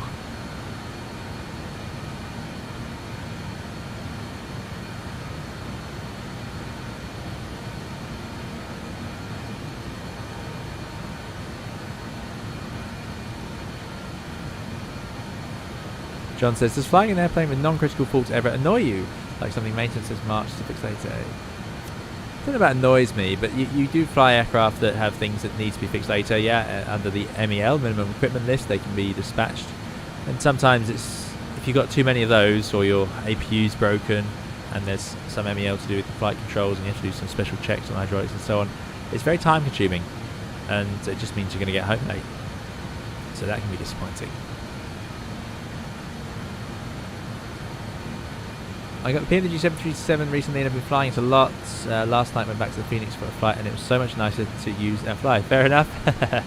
I actually really like hand flying the PNG 737. I think they've made a really nice airplane, especially landing it. I really like landing the PNG 737. I did a stream where I flew it in circuits and I absolute treat. That was like a great excuse for me to fly it. So yeah, I am a big fan of the PNG 737, I must say. But yes, if we're going Airbus versus Boeing, we all know where I think about that.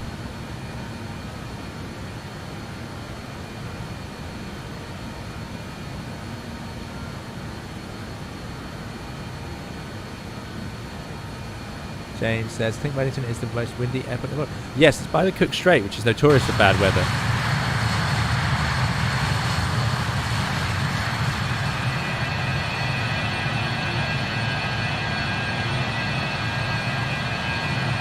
No contrails today.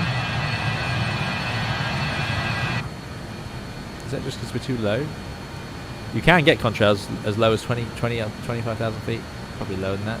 It's right conditions.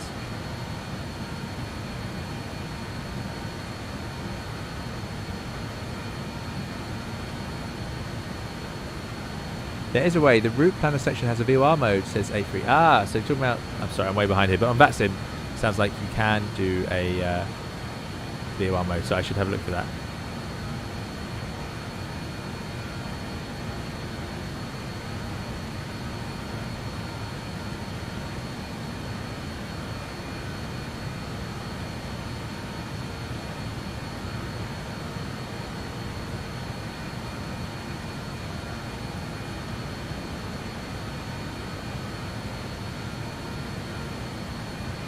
Ethan Master, I've allowed your message. What happened there was because you were talking about F speeds, the automated moderating on Twitch got involved.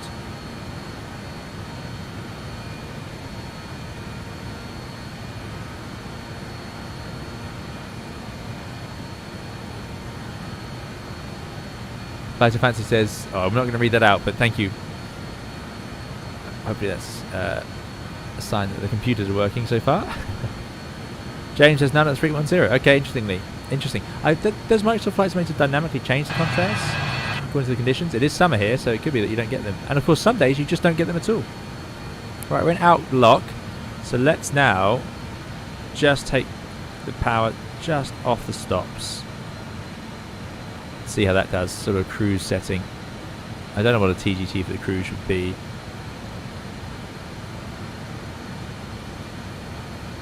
Ah, yeah, because now it's just going to drive itself. So if I put, let's take off TGT, let's put it into sync.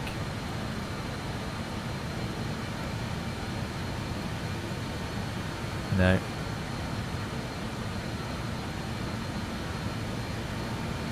I'm not sure. Oh, that changed the brightness. Oh, TGT, I can lower it here. There we go. So if I lower that to like a lower cruise setting, see if that stops us overspeeding. We should find out. Sync then one to the igloo food. Sync. Ah, and then if I press 1, it still says TGT. See what happens. That sounds like it might have worked. Oh, we are screaming along. 0.75. Very good.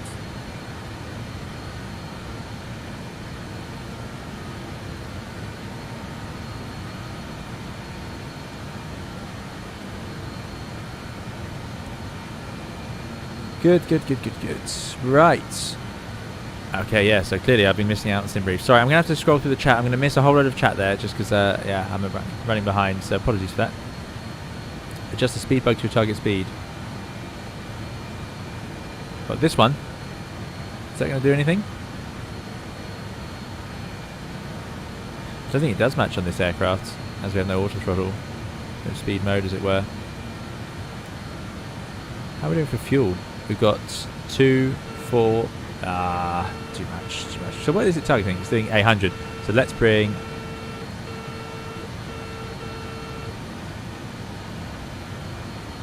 Now it's just broken. Is that because we're too fast?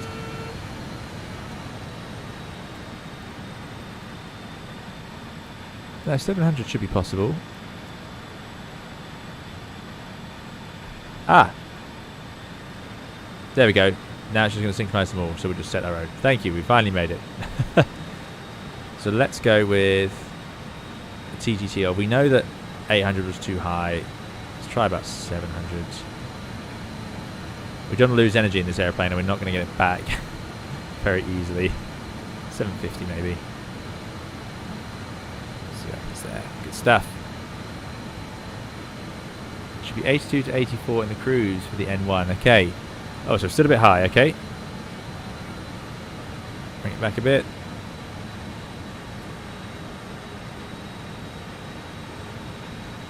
If you give us a range, let's set it to the 84. I want to go right up on the barber's pole.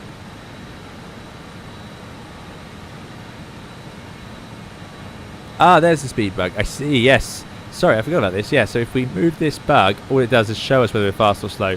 But it's quite a handy way of having an exact representation there. Of course, later on, we eventually had the speed tape put here and the altimeter... Sorry, speed tape put here and altimeter put here.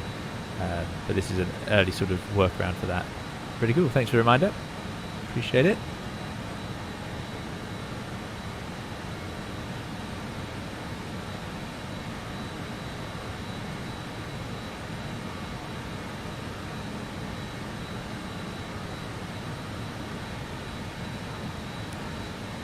Airbus, it's very comfortable indeed. Josh says, Captain, on Airbus says, if you have an engine fail with autopilot on, will autopilot trim the rudder? Yes, it will. Absolutely. Yeah. So if you lost an engine, the autopilot stays in on the A320 and it will actually apply the correct amount of rudder trim for you. It's great.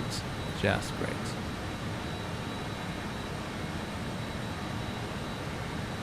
The Avro 146 or the RJ indeed is being made. That's going from JustFlight. Nick says, flew on from Berlin a couple of years ago on an A320 with an in-op APU. They had to start the engines before boarding to cool the cabin down and shut them down for boarding. There you go. Yeah. Yeah, that's not handy in the middle of summer. No APU. I'd rather have no APU in the middle of winter than the middle of summer.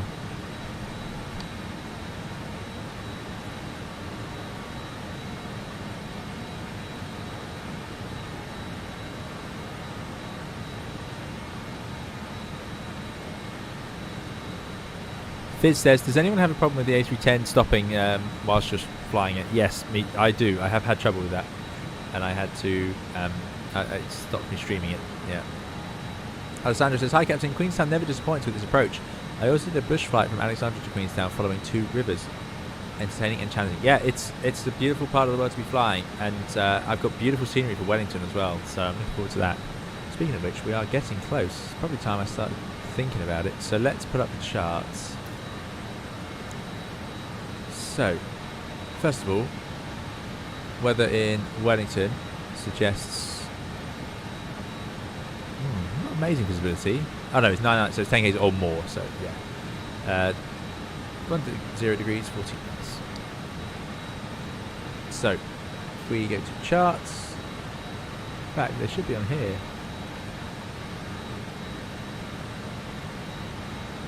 We're going in via the wards arrival.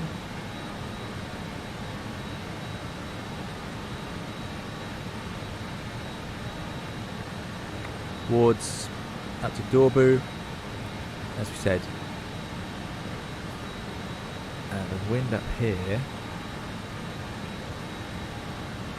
So that's already pinned. So Wards 3 Delta. Yeah, Wards. And then Omdocs, which is correct. So why hasn't it not done the full thing?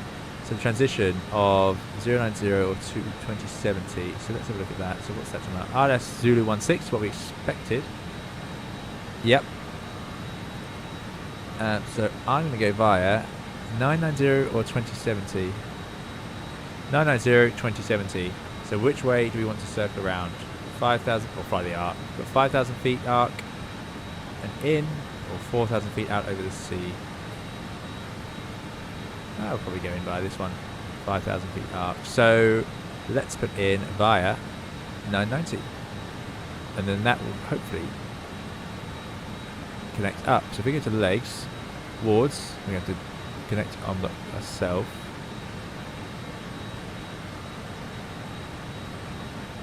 And I want it to end at Dorbu. Oh.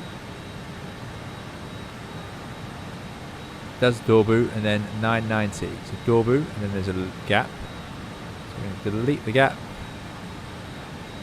Execute 990. And then Whitby. Now here's the question. Will this fly the arc? I'm curious. But if it doesn't, it's going to go from here to Whitby and then in, which will be fine. Arcs are just not used very often these days. They're so inefficient.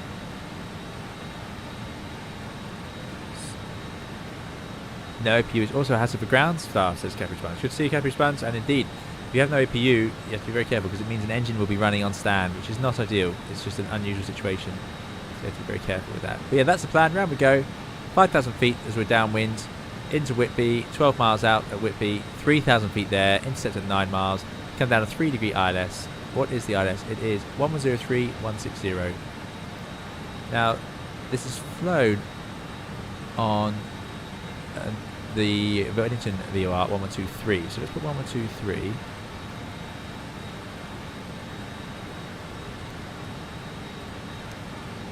And let's put 1103 over there. Right, we'll put 1103 over here. Love the way those stars bubble. Can't wait for the 757. Hopefully we get that. How are we doing for speed? Ah, way too slow.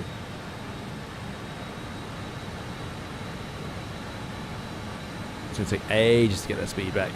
Let's try 85%. See how that does. Good.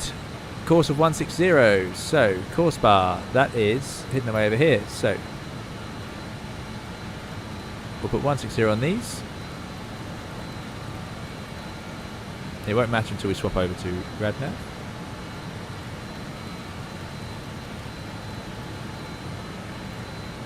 Of course, we could fly the arc ourselves as well, based on the VOR, but there we go. Heading bug should also probably be synced, just in case we need to use it. Let's drag that round. So I'm moving it up here. You can see it down here on the HSI. Heading bug, good.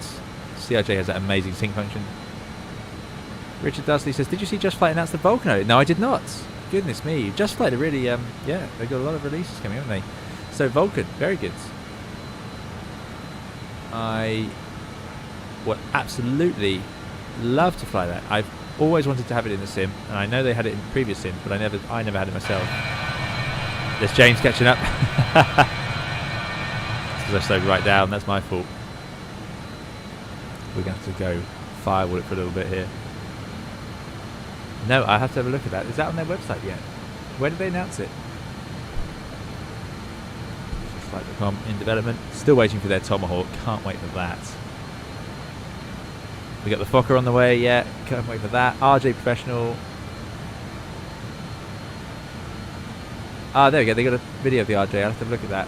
Showing the screens and so on. So some small changes. Oh, there's our TCAS. Sorry, that's my fault, James, because I slowed down right in front of you.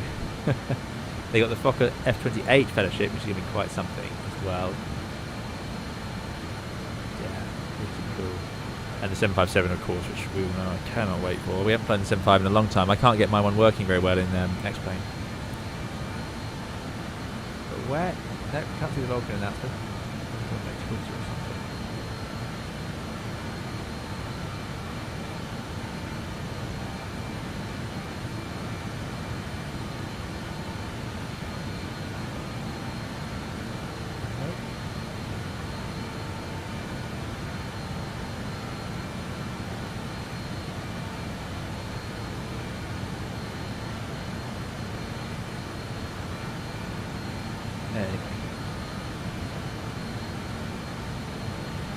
Quebec says, happy to see the Antonov 225 and awesome that it's so close to release, but at the cost of the ATR 72 that I've been waiting for. Now, that's interesting, yes. So, because there's an ATR on the way, isn't there? And then, of course, we've seen that NE builds are putting the Antonov 225 out, which is really good. I mean, I don't know how detailed it is. Do we know? Is that going to be a full sort of systems and flight deck? Because that's going to be a mission to learn if it is. I hope they have some way of doing that, because of course none of the instruments are going to be marked up for us in English, so it'll be an amazing thing. But what a aircraft to get in the sim. I'm looking forward to that. The visual model looks stunning. I was on Facebook. There we go. Fair enough. I haven't seen that one. ATR is being done by the guy who did the CRJ. Interesting. I like the Aerosoft CRJ. I have a lot of fun with. We did it last stream. I think it's great. Mark says, I hope it has the Vulcan howl. I hope it does. I'm sure it will. Well, I would hope it will, because the 146 has that flap howl, so they seem to be on top of that sort of thing. Anyway, we're 63 miles away now from Wellington, so we definitely need to descend. So I'm going to put up the charts and let's head down to our star towards, we can get out to 2,400 on that leg, 11,000 up bomb. So 11,000 in the window. Now descending this aircraft is a good bit of fun, because it's so basic. I'm going to go 11,000. I'm going to start powering back. Let it come back to sort of 250, which it basically is, and then we're just going to go IS, and the nose is going to drop, and down we go. Good. Now where did I see myself? Come on. It's working earlier. The overlay is quite happy, and we'll come all the way back to idle. No, we can't do that on the old turbojets very easily. So 30, we need 90. We are 55 miles away from Wellington VOR, so that's absolutely fine. We're not actually at Wards yet, and we're going so slowly. Probably doing more than 3 degrees here. 30, we need, yeah, that should be 90, 50, but then by the time we've gone downwind. But we are descending at 2,000 feet per minute with a ground speed of 400. So that is about 3 degrees, actually. Okay, it's a good workout. TMS in descent, thank you, yep. Put this over there. I don't actually understand what TMS in descent mode does, but there we go. Ah, there we go. You'll lose half your systems otherwise, says Richard. I think it's the idle point then. It must have raised the idle point. Stop you running out of trouble. Running into trouble. The answer is just wait for the fly-by-wire A380. Yeah, another good one. That's going to be good. Lauren B says, I'm looking forward to saying caution wake turbulence. Previously departed Super Antonov on the network, but it will soon get tiring. Everyone is in an Antonov. I think for a week everyone will be in an Antonov. They didn't say what level of complexity the Antonov will be, but there will be a setting to have the labels. Aha! The labels of the instruments in English. Also the fan works. Excellent. Thanks, Giuseppe. That's perfect news. That's what I wanted to know. That solves that, doesn't it? That's a great idea. Because otherwise, well, to give everyone the option. What's wrong with an option? That's great. Oh, more beautiful, beautiful scenery. So we have the, I've forgotten the name. It's the, oh, this is really bad. I did buy it. It's the scenery for Wellington on the Microsoft Flight Simulator Marketplace. And it's stunning. Really stunning. I forget who makes it, which is really bad. But if you search on Microsoft Flight Simulator Marketplace, that's where you'll find it. I don't know if that's a good price or not, but that's where it is, and that's what it is for now. So on docks, then up So we're here, 11,000 feet. Yeah. It says 210, presumably for the arc. Now hold on. Now this all makes sense. We're not going to go via these points, because these points are to the south of the airfield, and we're being dropped off by Dorbu, north of the airfield, northwest of the airfield. So really, we want to go Dorbu and then Whitby. We don't need to fly the arc. The arc is starting from behind. If you're starting from sort of here, right. Let's see if we can change that.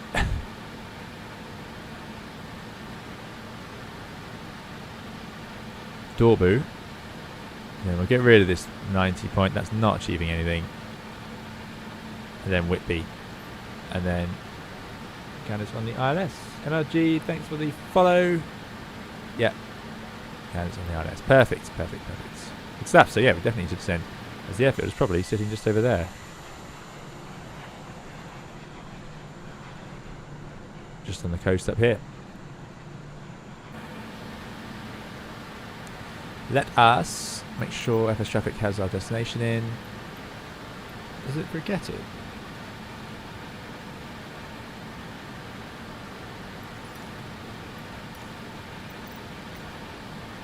Oh yeah, it just gets rid of it, so hopefully it knows. I'm using the Thrustmaster Airbus TCA stuff today.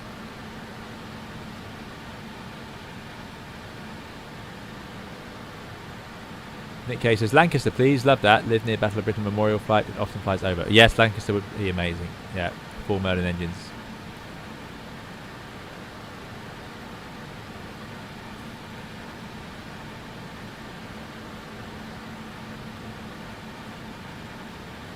Kieran, good to see you. I hope you're doing well. James says, sorry about that earlier. I was doing my MCDU too. I think I'm behind you, so I'll keep some distance. I'm doing AvPod and Whitby. Thanks, James. That's my fault though earlier. I shouldn't have slowed down like that.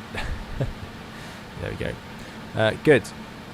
So, there's the VOR. 28 miles off over there is the airfield. By the way, I wanted to go briefly, see if we can get a nice...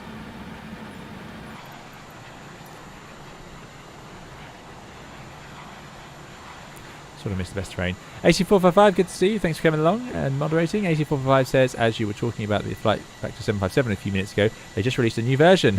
Okay, I will give that a go. I've had such bad luck getting mine updated. There we go. I love this livery. So beautiful. Looks great on the 747-400. With the sort of the faded, not fading, the teal to blue winglets. There is a Lank in the works, apparently, says Ed. Excellent. Good news. Airplane Heaven. They did the Spitfire. They did a good job on that. Did they do Spitfire? No, they didn't. What did Airplane Heaven do? I can't remember now.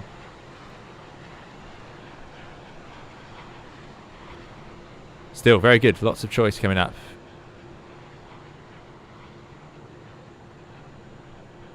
Whisperjet here. Whispering along in the descent. Absolutely no problem.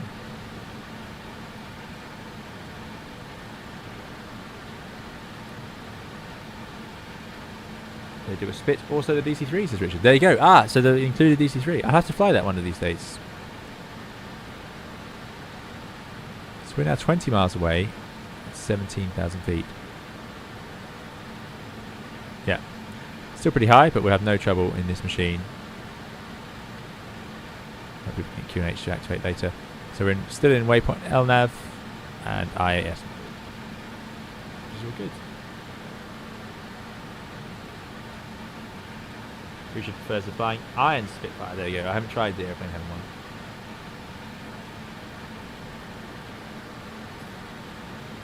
Cat says, have you tried the CJ4 a longitude with the new avionics? No, I have not. I have not, I'm afraid. So what are we doing now? We're doing 335, but still doing 2,000 feet per minute. So we're doing over 3 degrees here at idle. Yeah, very steep descent. Let's get the next checklist done. So we've done our brief-ish. So P2 can go on, just in case we use the hydraulics. And pressurization set.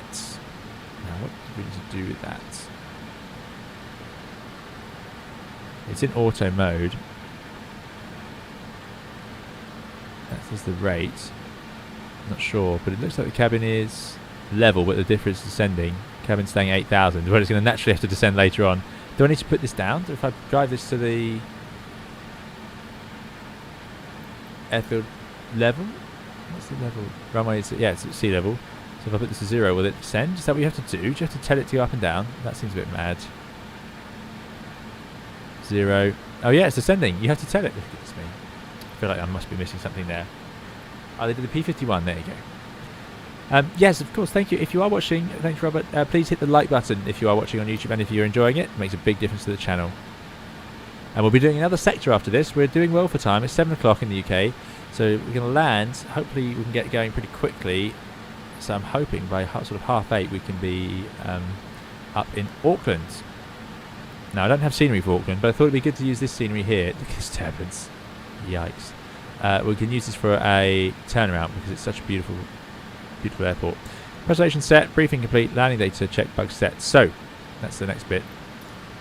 So we've got the ILS we're going to fly, we've tuned it up, and then here's the airport we're landing on. It's a short runway, this one, of 1,800 meters. So we're going to land this way, and it'll be slightly less than 800 meters because I think that's a runoff area. Yeah, starter extension. And then we'll vacate onto the apron over here for our turnaround, and we'll just do a turnaround sort of state with the aircraft, and we'll see how far we get with that. So that is the plan.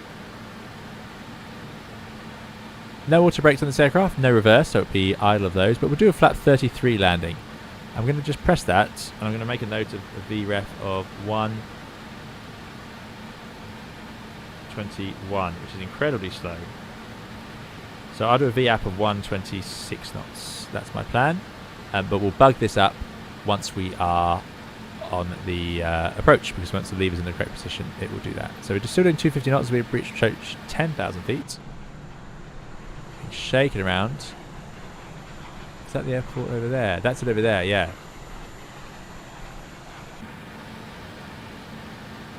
So it's becoming clear that we are very high. So I'm going to go for the speed brakes now. Get that nose down. Also, we can go below 11,000 feet now. So let's keep that going. And also, we did need to press out arm. And that's door boost, 6,000 feet limit.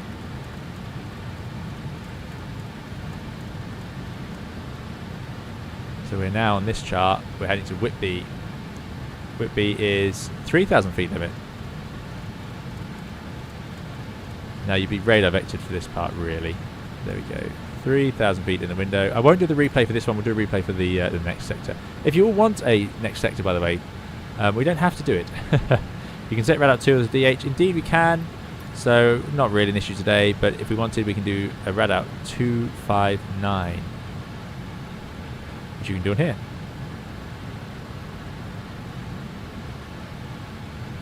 So by 260, so 40 foot elevation, which makes sense. She was built for this kind of flying, Sleethmaster. Indeed, we can dive down, no trouble here. Look at that. They're already at 8,000. Altimeters set, cross check. Let's try again. There we go. They are set, cross check. Fasten seatbelts. Oh yes, let's get that on. Get the landing lights on. APU, we need to start. Brake fans we've left in auto. Let's get the APU up and running. Brake fans auto, fuel panel set, cabin worn, steep approach not required, radar we've set, we'll check it later on, should read about 0, and anti-ice not required. Next is the landing checklist, so that is ready to go. AC pump auto, let's do that now. Let's do approach, landing gears next. Good stuff, right. So I'm going to let it fly the next turn, and I'm going to let it take us to Whitby. Sorry, it's already taking us to Whitby. So what I'm going to do now is 5,000 feet is fine. Let's swap it over into heading mode. Heading. Let's put it into nav. And nav. There's the ILS. And let's start the turn round. We're at 12 miles out, 5,000 feet, but pointing away. So I'm going to turn it round. We need to get the speed back. So I'm going to sink and then raise the nose now. We don't need to descend any faster than this. And sink again. 200 knots is fine. Get the first stage of flap out and press the bugs.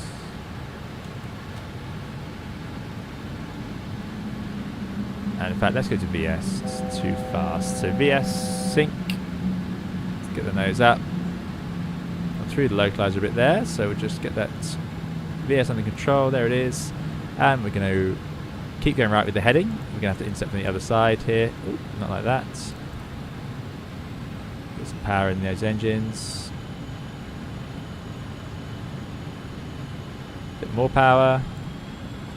Once the flaps are out, this thing really struggles to keep itself going. Oh yeah, and it helps to bring the speed brakes in. There we go. And now we're going to arm the localizer and glide slope. There we go, 160. Okay, so lock should be white. Why have I not got lock? I need to swap it over, that's why. And let's go lock. Localizer armed. There we go. So now we're on incept for the localizer. We're 8 miles out, 3,000. This hasn't worked at all. Way too distracted there. Right, forget this. So, yeah, the VS is level at 0. That's gone wrong. We're supposed to be down at 3,000 feet. So what we'll do here, by the way, there's the scenery. And there's the airfield. No point continuing with this. Let's get ourselves back up to 5,000 feet. So 5,000 in the window, doing 160 knots. 5,000. Oh, there you go. 5,000, out arm. 160 knots with the first stage of flap is fine. Then I'm going to go to IS, add some power. Localizer captured. And we'll get it back into heading mode. Heading. Now you would either get vectors from air traffic control or you would fly to go around. But I'm going to actually shorten things by going up to 5,000 and then turning around here. The high spots on here are about 1,500 feet, so we'll have room to do that. And we'll be safe to do that where we are. And let's take our sails onto a downwind. Doing too many things at once there. Trying to adjust the rate of descent as you arrive at the platform altitude is something else, especially when you're flying it through an autopilot like this. In many ways it would have been better just to actually disconnect it, frankly. Now why am I not getting the approach speeds I want? I want it to bug 121. Maybe it'll do it once the flap lever's out. Hayden, good to see you. Hayden says joining you for the last stretch. Indeed. In fact, hope your swim was good. We'll be doing another sector after this, Hayden. Unusually for us. Right. Let's head downwind. Give that another go.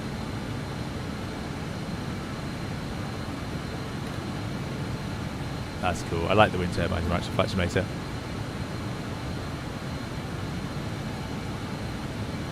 I like them lots.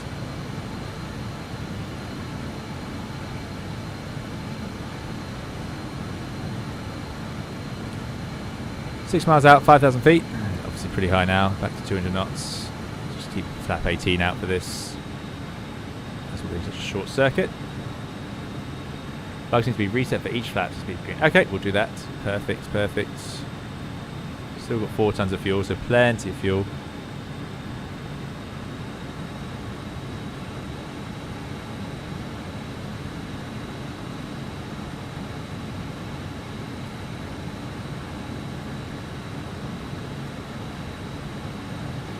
So what I can do, let's just put the VOR back in the active.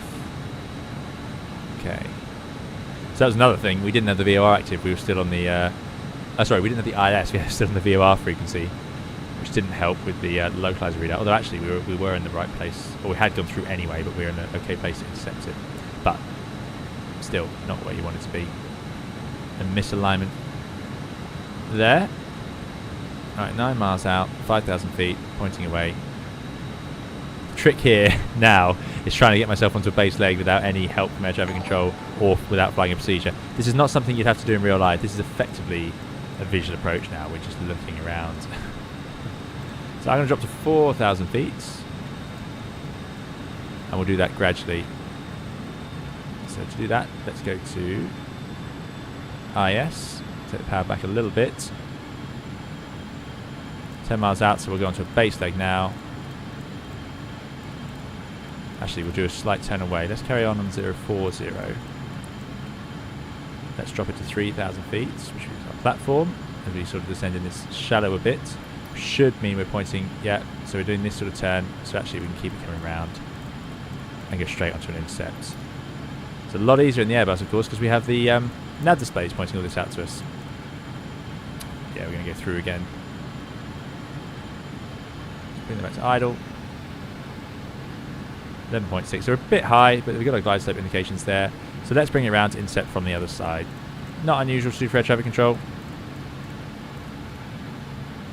So I'll put it on the intercept heading from the other direction. Sending out to 3,000 feet, which should line up with 9 miles out. Doing 200 knots, a little bit fast, but once we level off, that's going to correct. Maybe get that VS under control here. Pointing at these hills with that sort of descent rate is not ideal. 2,000 feet per minute in these. And let's see if we can remember how to arm the approach, because I wasn't having much luck. That's what distracted me earlier, fiddling with this. Speed check below 3,000 25, feet, but it select hasn't again. done the out arm, so let's do that ourselves. There we go. Get ourselves onto the intercept heading. 2,500. Out arm. Autopilot. Or lock. Glide slope. Glide slope captured. Glide slope's captured. Funnily enough, without the localizer. Didn't think it would do that. Interesting. Let's get the next stage of flap out. 103 is definitely up this time. Not sure where it's going. Oh, it's just in hold mode, so let's put it back into heading. Localizer armed. Never seen an Localizer airplane that does captured. that. Captures the glide slope before the localizer. Very interesting. So it must have been procedure to do localizer then glide slope in this aircraft always. In the Airbus you can just do both at the same time, and it will only do the one if it's within the other. Only do the glide slope if it's done the localizer. 160 knots, 2,400 feet, 7 miles out. Makes sense. Just put the gear down, just 'cause we've got a lot to do here. James, I think he's ahead of us in front. Landing it down. Established on the ILS. There's 3 greens, lights, flaps going to landing, airframe icing off, APU packs on, engine air off, nozzle steering centered. So we can put the engine air off, APU air on. Speed checked below 170. Select flaps 30. Right, flaps 30. We have to do the speed brakes ourselves on landing. APU is up and running. Oh, James in front of us. And now I can do the speeds, and it should set the bugs for flap 33. There we go. New Zealand 327 on final approach, 5 miles out for Wellington. So we're a bit tight. James is right in front of us. Let's slow right down to final approach speed. Getting a bit of bumps off this terrain around us. Now I'm going to set takeoff mode. No, that didn't work. MCT mode on that, just in case we need it. Alright, let's get the approach power setting up.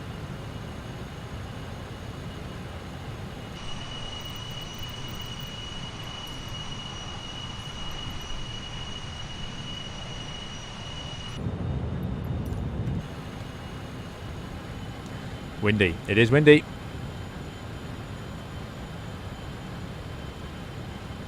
We are catching with James. We might have to do a land after. 99 to New Zealand. I'll clear the runway as soon as possible for you to get out. No problem. Thanks very much. We'll do a land after. Now, land after you can't actually do in these conditions. It's too close. But there we go. Stable at 1,000 feet. Bit of extra speed as we get the bumps off these hills. Clearly a wind from the right. But yeah, so the land after is a clearance you can use in some places in order to, if you're visual with the aircraft in front, land behind them anyway. It's not used in Europe very much.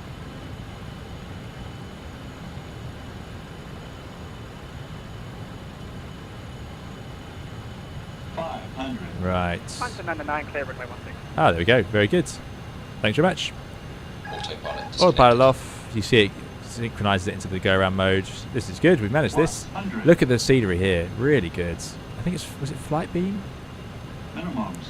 So we idle the engines ourselves, and we deploy the ground spoilers ourselves. It's that simple. 50, 40, 30, Idle, 20, 10. left rudder, Ground idle. touchdown, speed brakes up, Brake pressure C. and getting on those manual brakes. Oh, a bit wobbly. Now that was in the touchdown zone. It uses a lot of runway.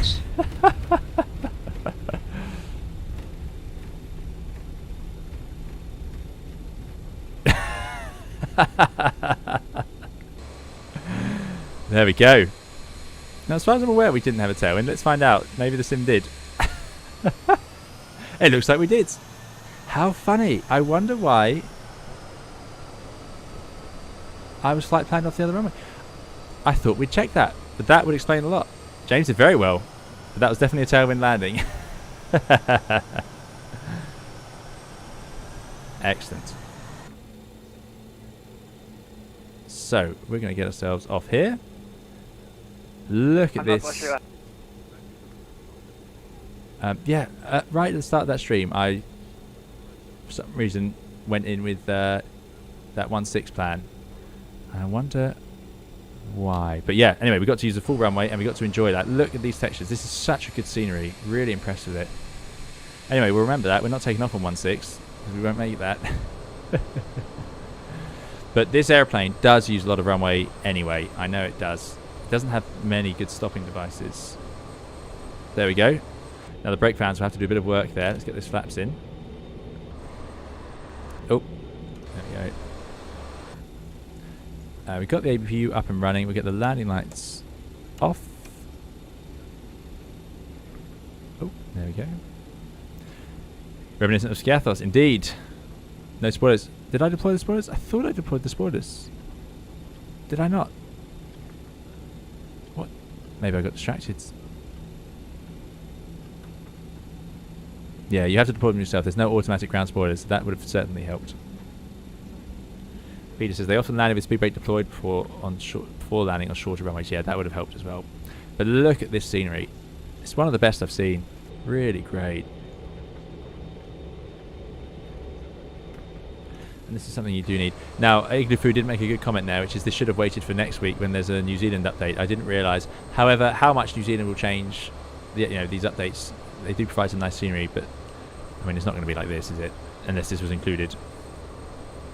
Richard says, I put that thing into Twin Otter airfields. There you go. Yeah, well, we were definitely on the wrong runway of choice there. We've had no trouble. Good job, went full flat. Right, can we fit it onto this stand? Bit disappointed there's no AI traffic. Oh, there is an ATR over there. Okay. Hopefully it will populate as we sit here. Sure, there was meant to be quite a lot of traffic.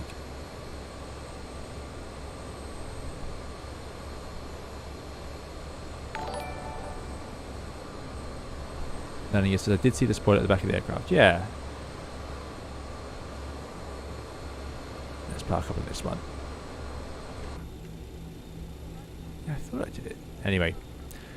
What am I doing here? Those lights can go off. Those lights are off. Get the nose rounds. Park up on this stand, I think. That's like a classic short haul stand. Such a chunky machine. There we go. Off the main taxiway. Parking brake is set. Right, let's just see before we do anything too exciting. Air brakes and speed brakes are in. Flaps are up. Flight directors can go off. Lights and strobes, taxi and off. Ah yes, strobes need to go off. So those are done. And then we can put the strobe off. Should have done that. TMS goes off. Weather radar off. Transponder can go to TA. In fact, we'll just put that straight to standby. Engine anti-ice off.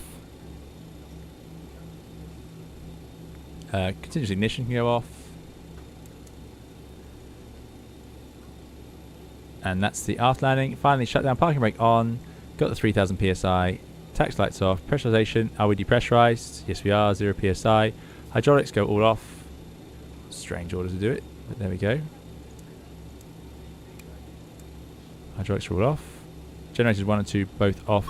Reset. Sorry, 1 and 4. And then we go fuel off. Okay, interesting. So generators go off now. Off, off. We're on the APU gen. And now we'll shut down the engines. Cabin crew, doors to manual and cross-check. Master ground will stop. We put it to ground up. Fasten seatbelts can go off. Brake fans are in auto. Fuel pumps go off except for left inner, which is used for the APU. I like this. This could check the system. Heaters all off. Ice detect off. Beacon off. So heaters are all off. Ice detect off. Wonder why. I suppose they're probably heated as well. The detectors. Beacon off. Transponder standby. Beacon off. Transponder be done to standby. And doors and equipment open as required. Great, we're not going to do the leaving the aircraft because we are going to go again. So let us go to aircraft. Let's open the stairs. Put the chocks in. And we are going to have to provide some hydraulics for the stairs. There we go. Welcome to Wellington. Yeah, so this is quite a scenery indeed. Paul9, thanks so much for your 23.99 super chat. Hi, have a nice flight, everyone. Thanks, Paul9. Thanks for joining us. I hope you're doing very well. We're going to go for another sector. Really appreciate it. Thank you for supporting the channel. As always, far too generous. Really, very, very kind. Thank you for the super chat. And thanks for coming along today, Paul9. Really, very kind of you. Right. Let's see. Peter Green says, well done, Captain. Not an easy plane to fly. No, it's quite something. Helps if you choose the runway with the headwind. So where did I get that? We fell into a trap here with that wind. Now, of course, in reality, you'd have an ATIS and you'd have air traffic control. And even if you didn't have those, you'd have some sort of up-to-date weather or a runway in use. Unfortunately, for this one,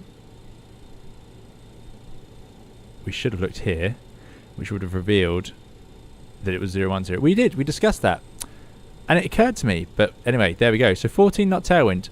Ooh, and it was 60 degrees off. So that wind is totally doable. I can't believe this airplane can not land with a 15 knot tailwind. However, it's a short runway to be doing that, which would explain why we had such a long rollout. And like I say, without reversers, that does make a difference. So interesting.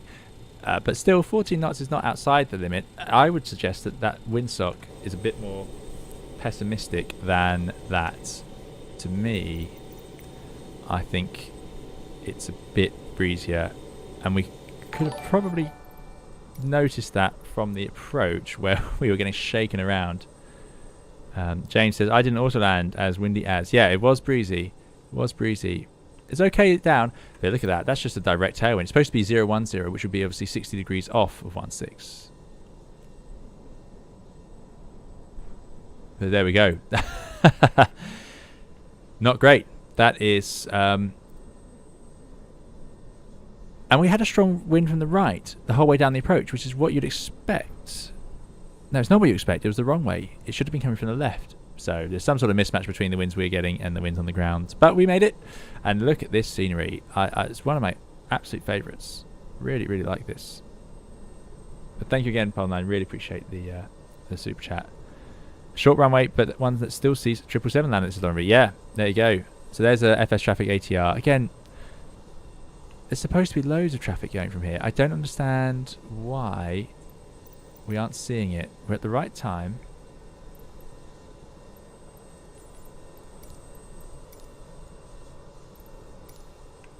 Again, I was here earlier testing this to see, and there was loads of traffic. Planes going in and out.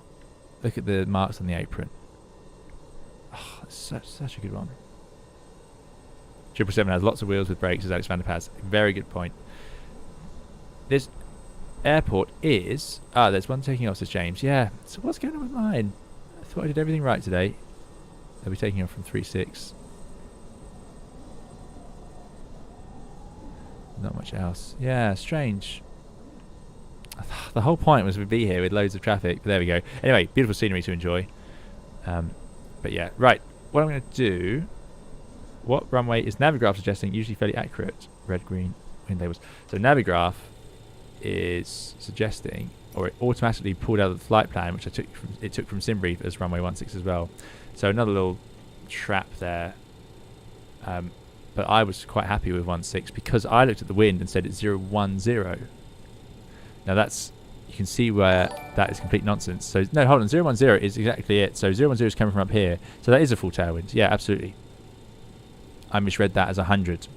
You don't often see it written as 10, probably for this reason. It would be 100 or 010, the wind. That's how it's formatted. So actually they've got it there, 010 at 14. That's the way you'd normally format it. So reading it off here was another error of mine.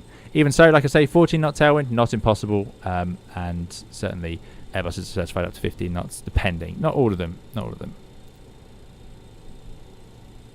Right. Let's see. Let's see. Paul 9, thanks so much for the super chat. Another super chat. Again, far too kind of $23.99. And the description I've got here is Shiba dog in samurai armor waving a banner saying number 1. Thank you, Paul 9. Again, far too generous. Very kind of you. Thank you for coming along today, and thank you for those very, very kind super chats. Really, really appreciate it. If you are leaving now, do please leave a like on YouTube. It makes a big, big difference to the channel. Really, really appreciate it. But yeah, thank you, Paul 9, for those very kind super chats. Yeah, you can have FS traffic and VATSIM, and it just FS traffic just sort of moves them out of the way slightly. It does work quite well. I've driven in front of it. But anyway, interesting. So, let us now set up for the return. So let's just put the drone back outside. You can enjoy the scenery a little bit. Just beautiful, all the cars. Yeah, love it. And I'm going to go to SimBrief and just load up the next flights, and hopefully that's just going to work. So my flights. Load. We're going to depart from. We've already discussed this. Departing from 3-4. 1 hour 35 block time for this one. NZQN. No, that's not it. No, that's not it. That's the wrong flight. Let's find it. We want NZWN to NZAA. There it is. Will be the New Zealand 328. No surprise there. Let's see if that's worked. That's worked. 1 out of 5. Yep. Auto. Generate flights. Okay.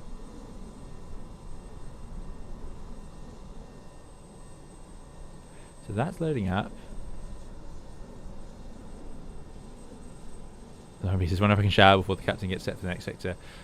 There will be a short break in just a moment. I'm going to do the break music in just a moment. In real life news, NZWN on 3-4. Yes, that makes sense. No, that was a completely the wrong runway there. We made it, and like I say, that tailwind is. There are some airports where you would use that tailwind anyway, but I find the braking performance of the JustFlight 146 is very bad, and now I'm not saying it's incorrect. I don't know. This airplane could have landing performance that's what it comes to. It's possible because of the way it's designed without thrust reversers, just 2 sets of main gear. It's a heavy airplane, and it could just be a little bit lacking in brake power. We shall see.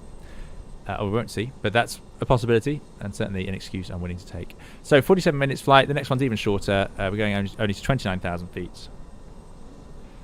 We are going to require a fuel of 5.6 tons. We're going with an alternate of NZWN. So a return here would be our alternate plan from 29,000 feet. Zero fuel weight, again, 34.2. This is the other thing. We're sitting close to our maximum zero fuel weight, so maybe this isn't helping. Remember, this is the 300, so this is the stretched version. So this is sort of the heaviest one. It's a bit like a 321 Airbus slows down a bit worse than the 319 does. So that certainly doesn't help things. So that's now all in SimBrief. Let's pre-file onto VATSIM. And let's disconnect. Let's connect as the 328. File that flight plan. That's done. We're back on VATSIM as the 328. Good stuff. We're going to depart from runway 34 as we discussed. Let's go to Navigraph charts. And is it going to work this out for me? Or am I going to have to do it? Flight. Waiting until we just arrived. That's not it. Not export. Not auto route. Someone did show me how to do this last time. How do I get this to just bring up my new flight plan? Unload.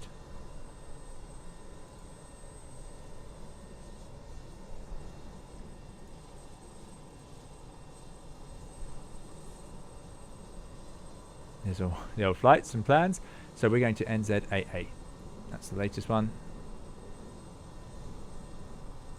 So which runway does it have it going off? 3-4. There we go. That's better. And we're going north anyway, so that's going to work out for us. Great. So we've got that sorted. And we can also jump into the interior.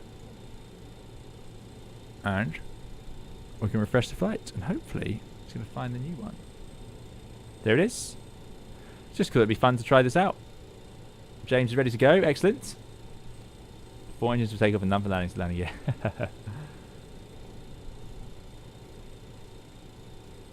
Richard says, what was your rough landing weight? I want to try the same landing. So let's see. Our zero fuel weight was 34. So we probably had about 4 tons of fuel, didn't we? So it would be about 38 tons. And we're going to find out that we are being planned way over max landing. So look, what's the normal max landing? Should be about 37.6. So we were, yeah, I mean, let's face it. The reality is, at max landing weight, I'm not surprised the braking performance was that bad. 50 knot tailwind, max landing weight, short runway. I mean, what I will tell you is that's not acceptable. So, like, there's no way you would calculate your performance in flight and you would have calculated that doesn't fit. Basically, you'd have your performance calculator of some variety to do that with. I don't think we have one here. We have a top descent calculator. Yeah, so that's the biggest difference here is that we would have had to have calculated our landing distance in a real world flight, and we would have seen, of course, that was not acceptable. You can't be rolling out to the end, because we did land in the touchdown zone. So yeah, that's not what should happen, because there should be a safety factor built in of 15%. So that is that. Right, I'm going to go for a very quick break, and then we'll get going again. So a bit of music coming, and we'll see you shortly.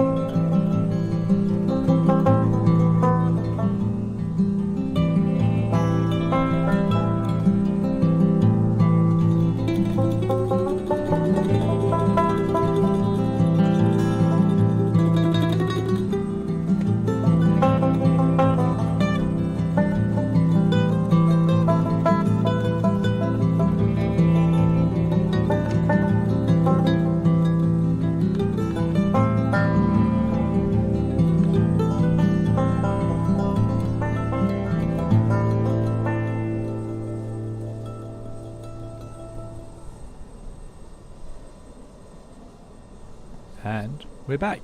So thank you all for your patience. Right, it's just time for me to put the overlay back in the right position, and then we'll get going up to Auckland. NZWN, NZAA, and we're going to be the ANZ 328. Let me know if anyone wants the route, but I imagine it's the same if you just load it into SimBrief, frankly. You'll probably get exactly the same one as me. I just used the first one. So the lift spoilers are on the wings. There's an extra notch on the lever. Looking back at the video, they did not deploy. There we go. So that's another thing then that makes more sense, really, because like I say, that braking was just not, even with the tailwind. Towards the end, I would expect it to have really bitten a bit more. It sounds like the lift spoilers didn't deploy either properly. Now, to get those to deploy, I put that there. It should deploy them all.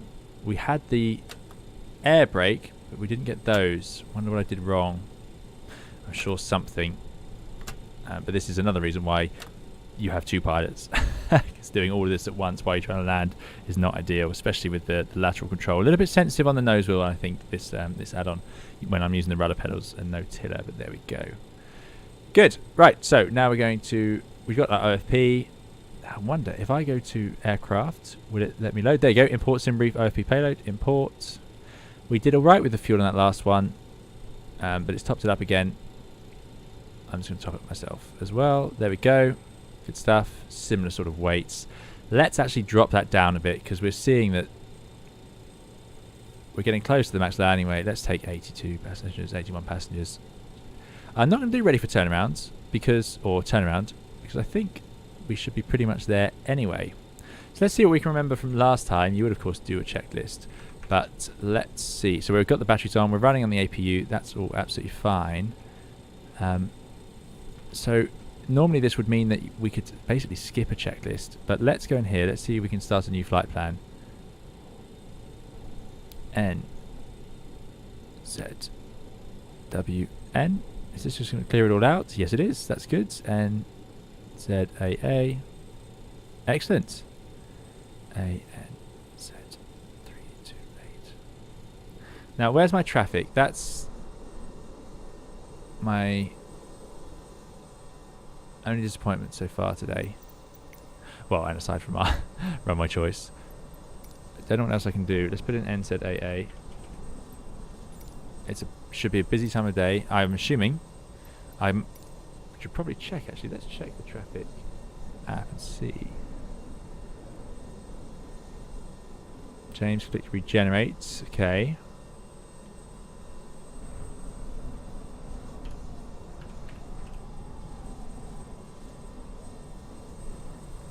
So what is the local time? That's the question. In the sim. It is. Thanks. Has the follow. Right, we need a clock. We need a clock. Oh. That's not going to say local time though, is it? This will. 8:36 in the morning. Yeah.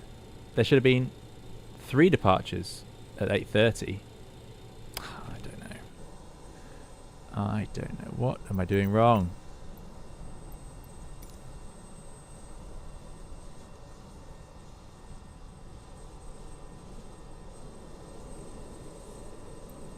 Oh well.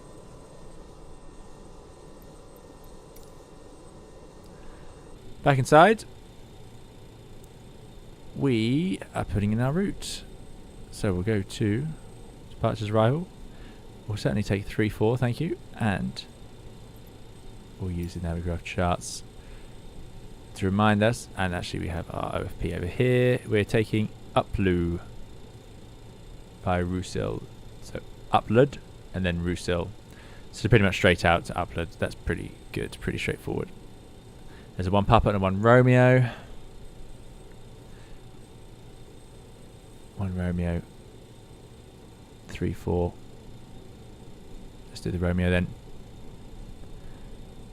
And that takes us to Roussil. Roussil. Executes. Then we go to legs. No, sorry, then we don't go back to flight plan. Then we go to next. After Roussil. Taking Yankee 127 to Apavi.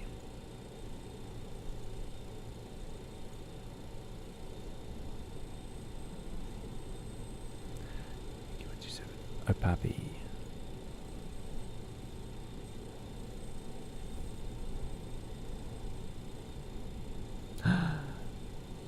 That's because I didn't finish it. There we go. Phew. Quebec 277 Davy.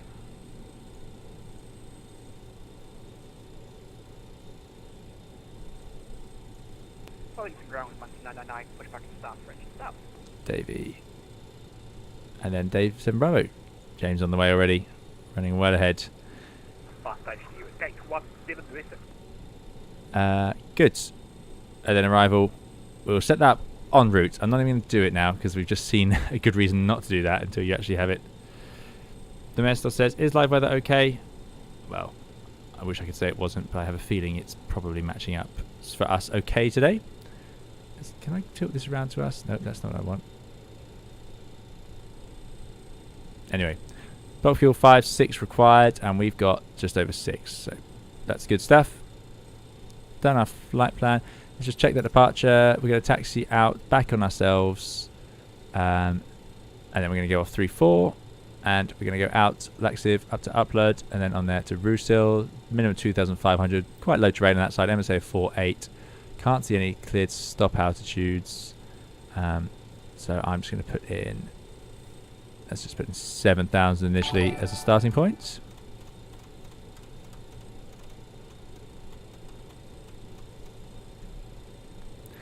Good. I'm going to arm that. I don't know if I don't off, so that won't work. Right. So that's in there. Done our loading. Done our... yeah, everything else, your damper and everything's in the right place. We're on the APU. Thanks for those follows. Appreciate it. So, I think we are pretty much set to get ourselves up and running again. What we'll do is we'll find out with the checklist. So, which checklist shall we do? That's the question. Wouldn't need to do flight deck safety typically in this situation, seeing as we already originated. Can you reset that? Yes, you can. Very good. Very good. So it's probably before start, really. So departure briefing, we've completed. Nav radio is on. Comms radio is on. Brake pressure above 2.5. It is. It's at 3. Hydraulics should all be off. Off. Actually, no, we're going to leave it at auto. Of course, we need to close up first. So we've done our loading and our fuel.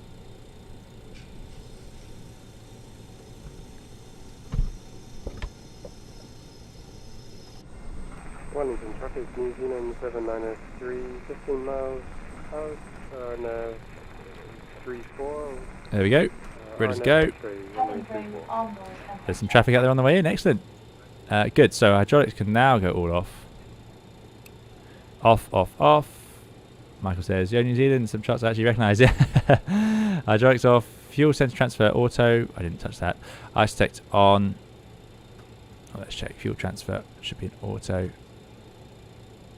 It is. Ice detect on. It is.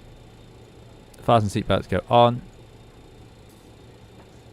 On. Fuel quantity checked. We have checked. Flight data recorder set. Atoms is set. Cross checked.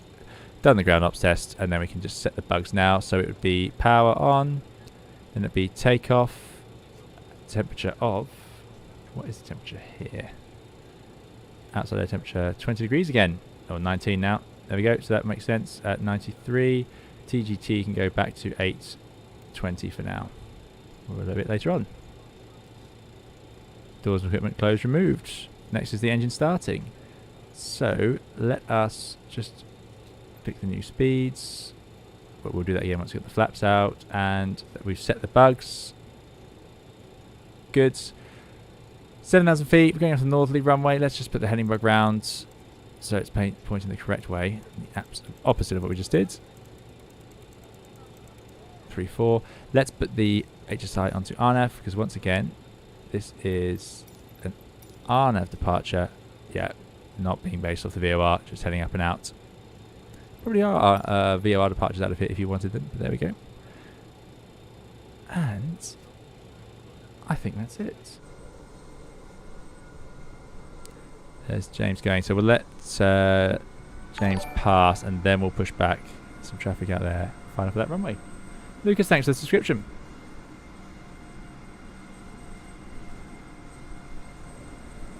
Landing gear, so seeing you do a bad weather flight would be very interesting, for example, in windy conditions. Yeah, sometimes, I mean, we do live weather, so it does happen.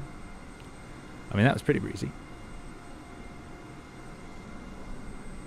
Cam's Pilots says, Martin from JustFlight here. Great to see you, Martin. Great work on this aircraft. We absolutely love it. So Martin says, Martin from JustFlight here. Just catching up with the first sector. Worth noting that you can increase it to a TGT of 840 above 150 for best climb performance. Aha! 840. Thank you. I knew I was missing a lot of information about that. So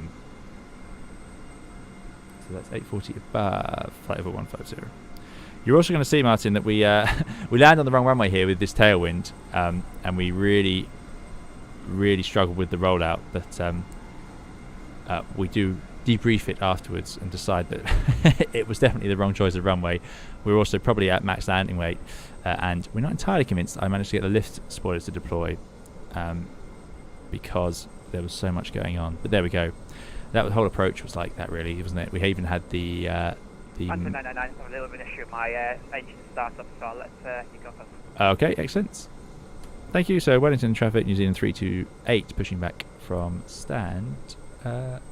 All right, let's get going. But yeah, good to see you, Martin, and thanks for joining us. And yeah, we're absolutely loving this aircraft. Wellington traffic, New Zealand 7903 on 5 mile final for runway 34.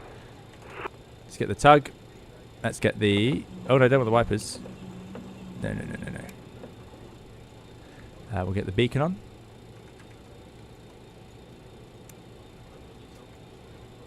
And... why won't it push? What are we doing wrong? Get rid of the chocks.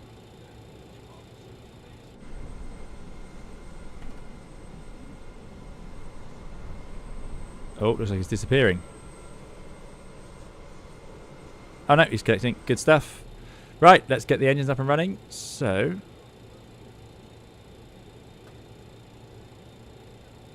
we'll reset this one. Beacon light on, packs and APU air all off. So, packs off, APU air off, engine air off. I know that we're going to have to turn on the engine anti-ice for start. Packs, engine anti-ice on, fuel pumps all on, TMS off. So we missed that earlier. Fuel pumps all on, and the TMS system goes off. And then we go into engine start power. So, in norm, start master on. We'll start with engine 4. Start. Why aren't we getting pushed back? What do I need to do? I feel like I'm just the wrong place for it. And let's get 10% on the N2, which we've got. Fuel for number 4. Fuel flow. Hopefully TGT starts rising. There it goes. Richard says, I started in the air and have no engines. Fun. Very good. Yes, that's always a bit of a nightmare.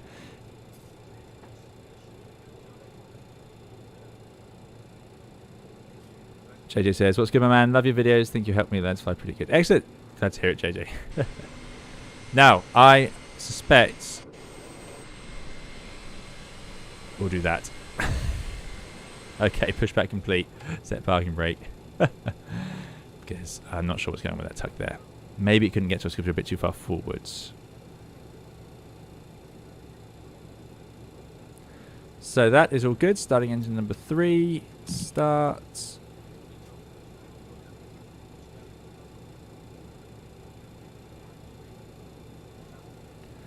%. Fuel.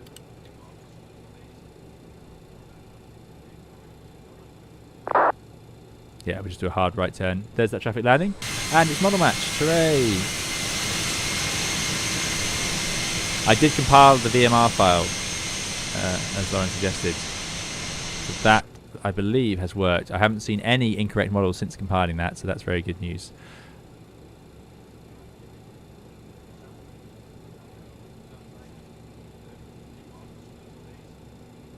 Right, number 2. Start. 793 is vacated, runway 34. James missing the APU. There you go. Fair enough. And 10% N2 fueled on.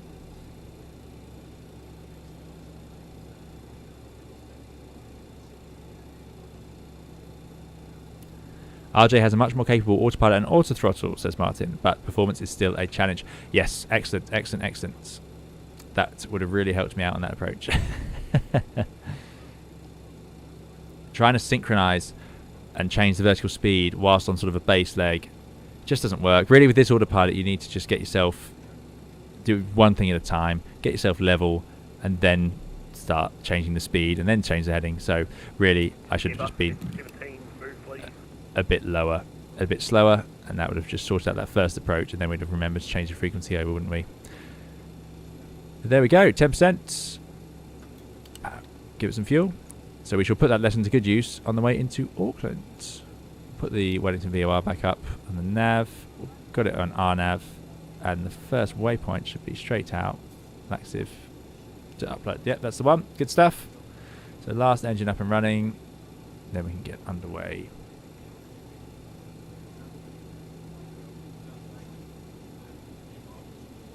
I just used slew mode to get the airplane backwards there, Fishy Burger. Yeah. Very unacceptable VATSIM etiquette, but it's all I could think to do, really. Oh, there we go. We have got some more traffic appearing now. Interesting. It's taking a while. Good. Engine up and running. So we'll put the masters off. We'll turn the engine anti-ice off. We will put the generators on. I'll put the APU air and the packs on. But leave the engine air off. I'm going to put all the heaters on. And I'm going to leave the APU running. I'm going to put the engine hydraulic pumps on, PTU pump and the AC pump to auto. While I'm here, let's put the runway lights and the taxi lights on. And we'll go. So we've done that. Let's do after start. So start power norm, sector off, engine anti-ice off, generators on, brake fans auto, hydraulic pumps on. I think it's really interesting how this airplane has some systems on engine 2 and 3 and others on 4 and 1. It's quite funny. AC pump and PTU, sorry. Heaters all on. Oh, did we do the heaters? Not all of them. There we go. APU and air packs on. Engine air off. TMS on. And takeoff mode. So power. Takeoff. 93%. Transponder. Taxi lights, brakes. So let's get the transponder to... I'll just do it to TRA now. Doesn't make much difference. And taxi lights are on. Brakes, test on initial roll. I'm also going to set the flaps. We've got a good headwind today, but we'll do the same 24 degrees because we're running at quite heavy weights. And now let's just update those speeds. So I want a VR of 122, which has loaded in there, which is good. Wellington traffic, New Zealand 328, taxiing runway 34. Fill on the left, fill on the right. Stop tracking, brakes released. We'll get around the corner and then give it a bit of a brake check. Leah says, checking in for break at work. Got 3 hours of overtime today and no way to listen to the flight. Safe flying, Captain. Thanks very much. Hope your work is treating you well as it can, Leo. Thanks for stopping by to say hi. Love this. This is great. This is the sort of sim we wanted. Love this scenery. I can't get over it. I've never seen such good texturing on the ground. Answer 999 back into runway 34. So let's just check on the charts. We need to get out into that outer taxiway, and then that takes us all the way down to the end we are so familiar with as we spent the last few feet of our rollout looking at it. Clear on the taxiway. So this is the, I think it's flight beam. I think, sorry if I got that wrong. It's the one that's available in the Microsoft Flight Simulator Marketplace. Just super, really good. Right, flaps are set at 24, so let's do a bit of a flight control check. Full up, pull down. In fact, let's just make sure we can see it. Up, down, left, right. We've done our rudders as part of the taxi. Brakes are good. It's just a bit of residual pressure there. Good. So, clear that out before takeoff checklist. That's what we're going to do. Brakes are checked and yellow. Flaps selected and checked. Flight entrance checked. Flight directors. Let's put them on. Let's put LNAV armed. We've got the heading bug ready. Let's arm 7,000 feet. and we'll put IS when we want it. Trims, we can go to aircraft, double click that to set the trim, and let's just check the others. Neutral, neutral, neutral. Slow it down here before we go off the end again. Config tested, so gotta be careful here. Config's all good. I'm just gonna bring it to a stop here. And we can go to continuous ignition, A and B. Cabin secured. Weather radar not required. Landing lights, TMS, flight controls, master warning system. Next is after takeoff. So let's get the lights on. Done the flight controls. And I want the strobe. Those. Good. There we go.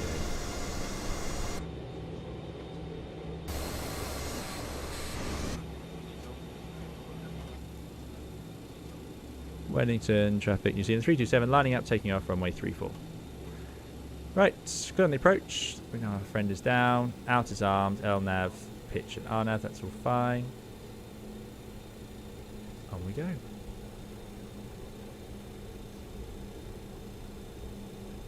Cam says, note, you can also manually increase cabin rate change if you forget to set the cabin altitude and need to play catch up. Ah, there we go, yes. You can manually change it, and we've forgotten it again. Because I had to put it lower down in the descent, which caught me off guard, so we will do that in just a moment. There's like a seawall there, some construction going on. That's great. Jet blast, little fence. That's the ILS localizer antenna, by the way. That's what those do. They transmit all the localizer beams. But they're for the other runway, of course. So they are the localizer beams from 16. That's the one we used on landing, even if we shouldn't have.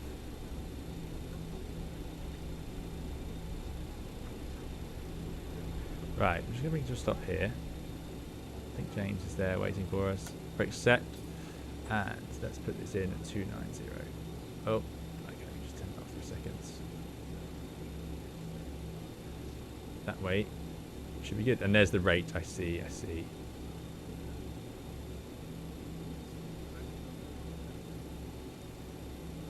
And it only goes to 290, even though we cruised higher. That's another thing I was curious about, Martin, if you get the chance. Good. Right, let's go. So, brakes released, holding on the power.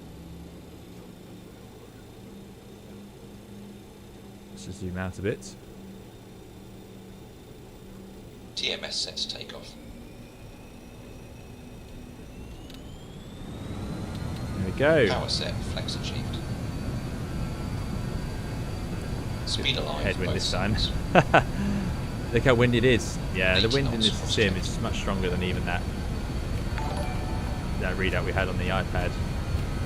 It's supposed to be 14 knots, but I think it's higher. V1. Rotate. Oh, it's the ground. V2. There we go. Bit of a smoother rotation that time. Positive rate of climb. Gear up. So we're doing 140 knots, ground speed of 120, so it's about 20 knot headwind there. Straight away. Let's get that to about 12 degrees, 12.5. Here's our first turn, gentle turn. Oh, it's bumpy.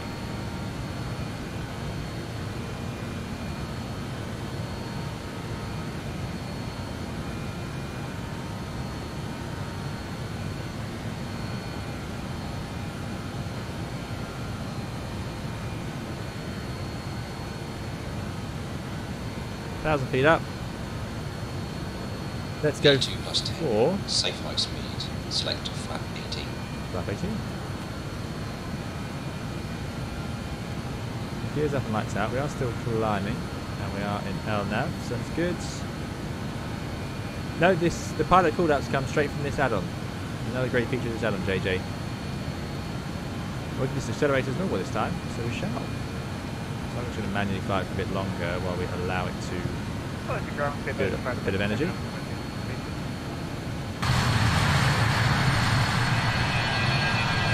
That's the performance we wanted.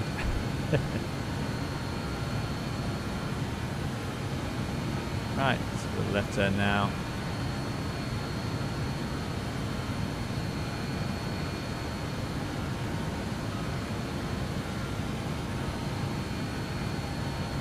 Okay, looks like we need to get the nose down a little bit more. Wait for the call up from our FO. The FO is very useful in this from the flap speeds. It does help a lot. Peters of The FTO, safe height speed, select flaps. Flaps up. I'm going to engage the autopilot. I'm going to put it into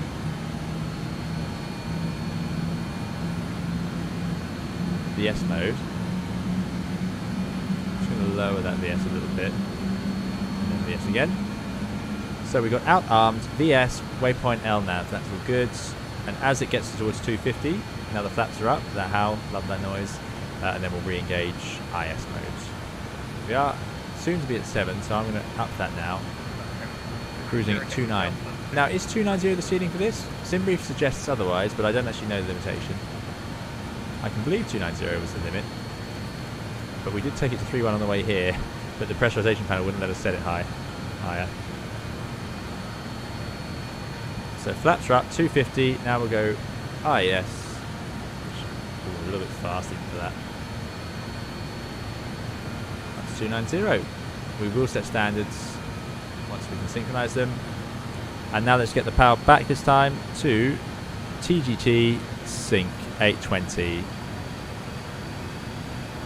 And see that little down arrow?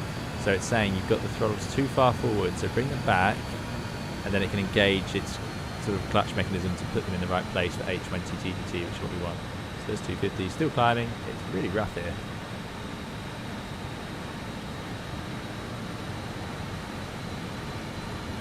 Even we're out over the water. Right, let's get the landing lights off. Let's get the engine air on. We'll get the APU air off. We'll turn. Let me just check we have the generators on. We do, so we'll turn the APU off. We can put the hydraulics off now. We don't need those anymore. And I'm going to leave the passengers in for now because we're too low and it's shaking around anyway. So we are climbing. We're slightly over 250. Good. We're on the way.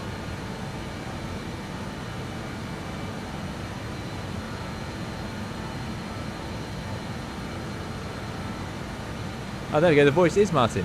Very good. And Martin said with my wife in the cabin. Excellent.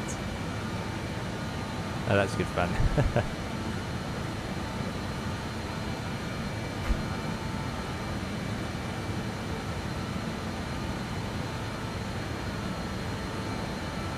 Pretty spectacular. Not quite as spectacular as Queenstown, but not bad. I feel like we've got a tail now. Really zooming along.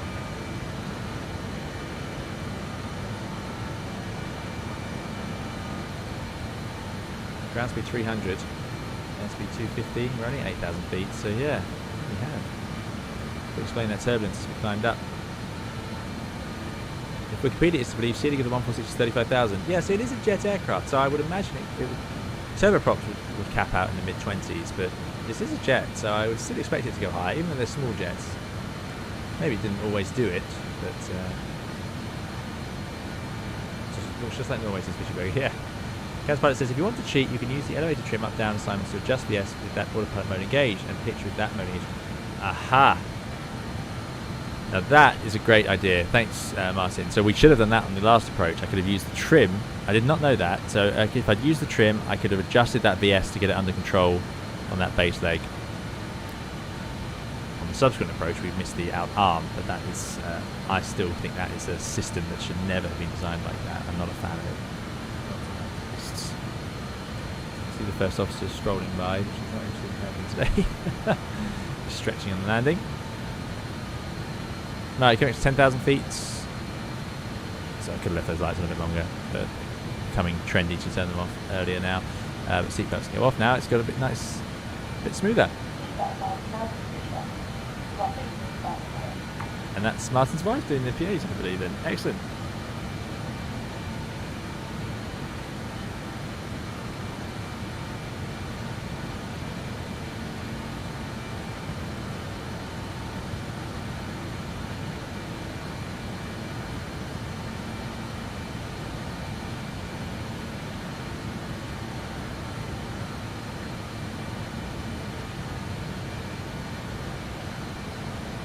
Hunter 999 hopping state, Falcon 3, slowing to flight up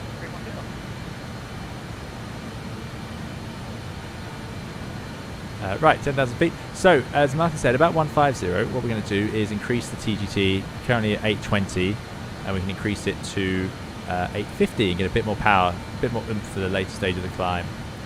Let's just have a sanity check by running the after takeoff checklist. So, landing gear up, lights out. Up, lights out. They are pretty small lights, but they are out. Flaps up. They're at 0. TMS sync as required. So we are in sync. N1 number 1 and TGT 820. We know that. Engine and air all on. Yeah, the engine air is all on. And we're running the packs. APU air off. And that's it. Next is the climb checklist. Altimeter done. P280 pump I've turned off. APU stop. Fast seatbelts and lights all done. Next is descent. Cam says you can extend the air brakes on approach and then the lift dumpers after touchdown. Right. Matthew says, oh no, the landing light argument with the bean counters again. Yes, sorry. I shouldn't mention that in front of Matthew. Luckily in this, we are allowed to leave them on anyway. I've got my wing lights on there just for the fun of it. I mean, none of them extend out into the airflow. They were quite nice to put into the wing loop and the leading edge itself, so no one could be upset about that except for the wear time on the bulbs, which I'm sure someone could be upset about somewhere. I'm sure. Richard says, don't fully extend at touchdown or it'll get stuck in the P10. Yeah, this is the hard bit. You need a whole... I wish we could do shared cockpit in this airplane just so someone can operate this lever for me.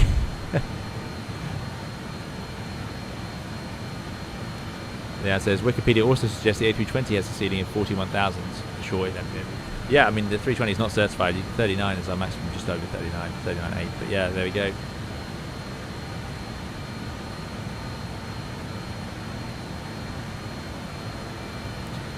The thing is, you know,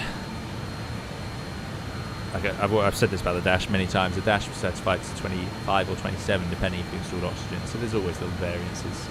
The Airbus has so many different landing weights and configurations. So ETA 8:45 Zulu, so about 40 minutes. So not long. That time probably would improve, so I reckon we can be a bit less. Phil Norbert, good to see you. Phil, how are you doing? Great to have you here. Phil says, just got home. Where are we going? We've flown from Queenstown to... hello.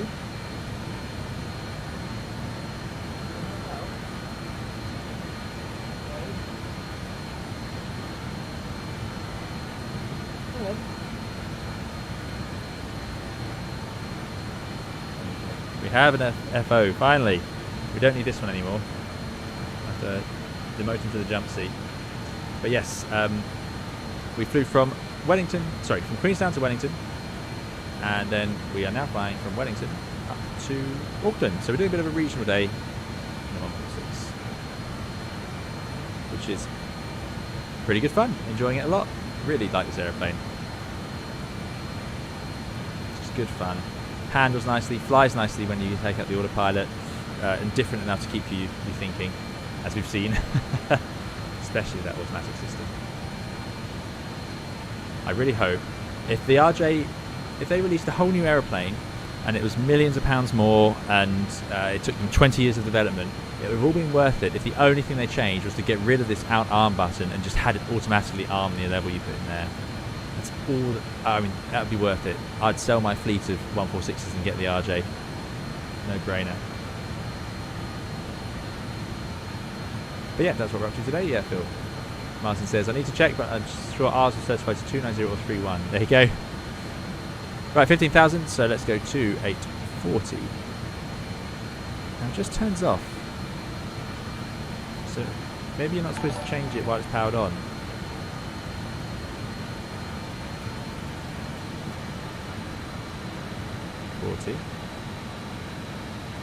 No. Other way. There we go. So climbing 250 worked out okay last time, didn't it? Thanks, Gramazoo, for the follow.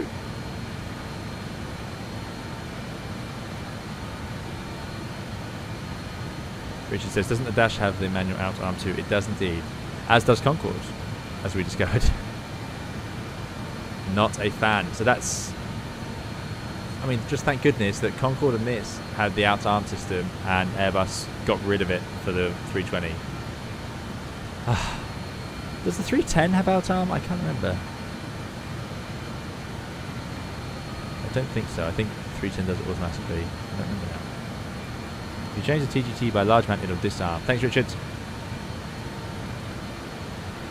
There we go. Answers that one.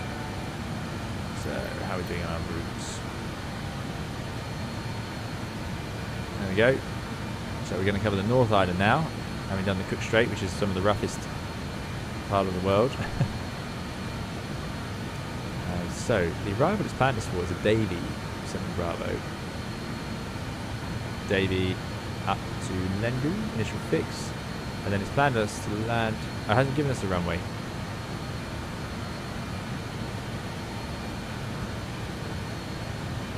.05 right by looks of things. Now let's actually read the weather properly this time. Weather. Destination. Yeah, there it is. Let's read this one. 030 at 6 knots. So lighter. It was 16 there, so it is picking up in Wellington. Breezy day there. 21.3 is 16 knots. Yeah, blustery. Very blustery. But yeah, so 030 puts us clearly onto a 05 arrival.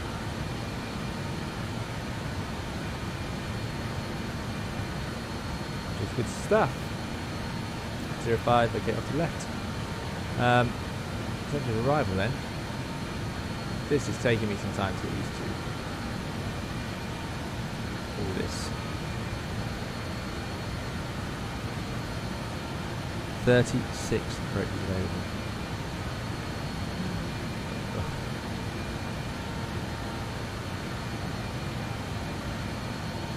I think add that to these. Is it fitted on? Oh, it did. It had the ILS Dimi Echo. I mean, they're not going to make too much difference. So we'll tune those up once we're in the cruise. 19,000 feet. 2042's picking up, and we'll get up to decimal 7 as we get higher. Tim, thanks for the subscription. Martin says the RJ MCP is essentially the same as on the 737NG with only Honeywell configuration. There you go. Well, that's better. I'll take a 737 over this out to hum.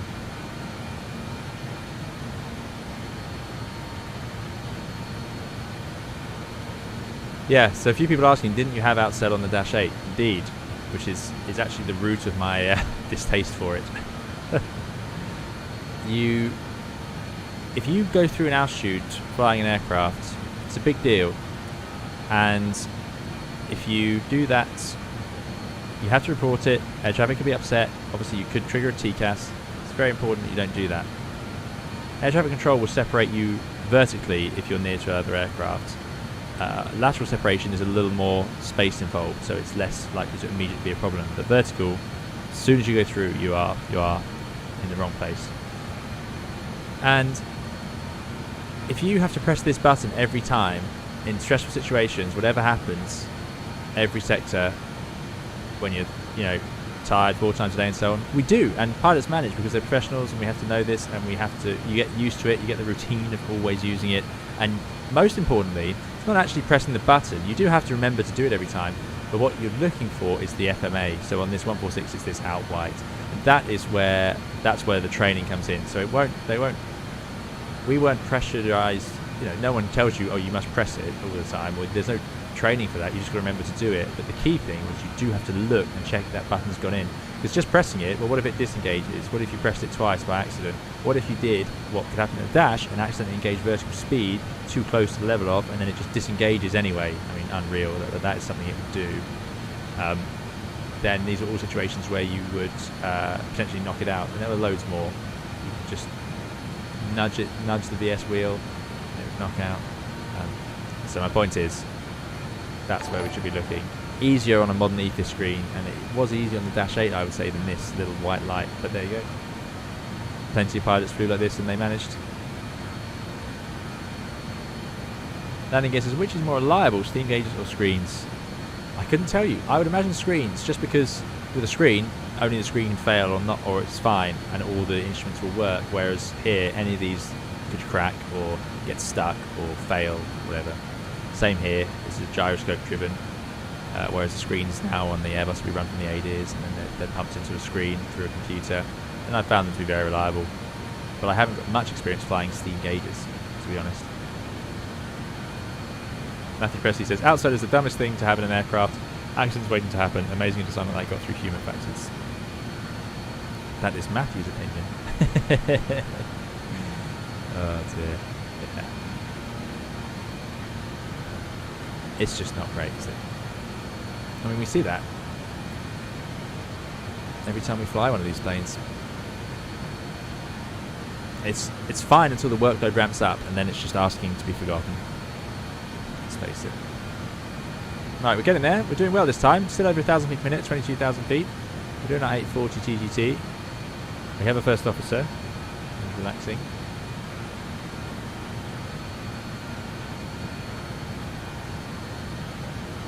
There you go. Martin says, Peter asked, will there be a discount on the RJ for 146 owners? Martin said, yes, there'll be a discount. There you go. Good news. Richard says, I stopped way before the end of Wellington 1-6. You might need to check the brakes. Right, so yeah, there was something going on then with our landing. It was very, very long rollout. I've had this before on this add-on. I don't know. I've got my brakes set as I thought they should be.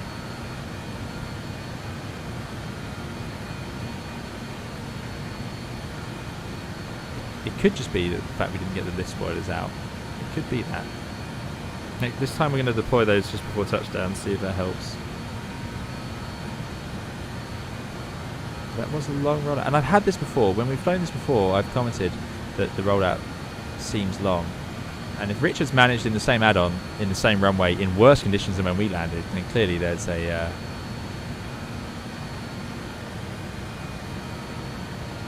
It's the later part of the rollout I'm finding. Let's have a look at the brake temperatures actually. We should have done that. That would have been really interesting. Minus 11. So yeah, no problem there. Brake fans will probably be off.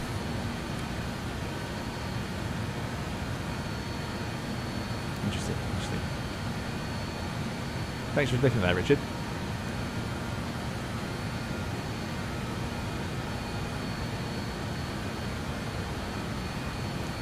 Landing Gear says, is there such a thing as a steam aircraft? There may have been in the glory days, but I haven't heard of one these days.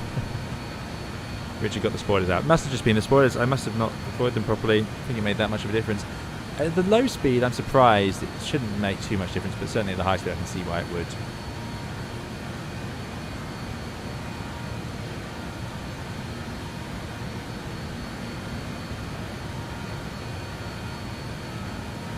Yeah, Matthew makes a point there, which is in general you want to design an aircraft with the lowest common denominator, i.e. the pilots who are the most tired and are having the worst day.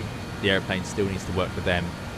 Now it's their responsibility to know when they're fit to fly, obviously, but assuming that it's late at night, they're in thunderstorms in a high workload situation, is this airplane manageable for them to operate with a reasonable workload? That's how these things are supposed to be designed, and they do a good job generally. And that's where my love for the A320 comes from. It's been put together with that philosophy, and you can feel it, and using it every day is just a treat. And it reminds me when I fly these other aircraft in the sim of what also is out there. And the 146, by the way, let me be clear, this aircraft was loved by pilots who flew it. I flew with pilots who flew the 146, and no one had a bad word to say about it. They all loved landing it because it's always soft to land with those big squidgy wheels with the trailing link undercarriage. Trailing link is always smoother. It can soak up anything. And they all just seem to enjoy flying it around. It says there was a nuclear-powered aircraft that flew once. Now that's a scary thought. Wow. And Richard says there was a steam plane in the 1890s. There we go. Excellent. Does it count if it never flew?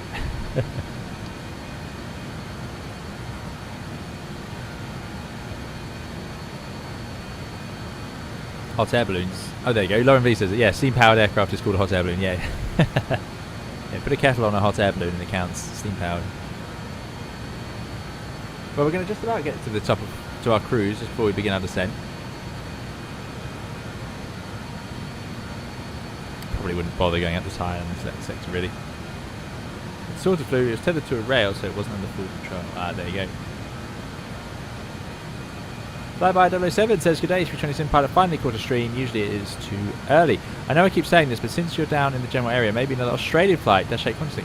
Australia is on the cards, indeed. Yeah, we can return to Australia.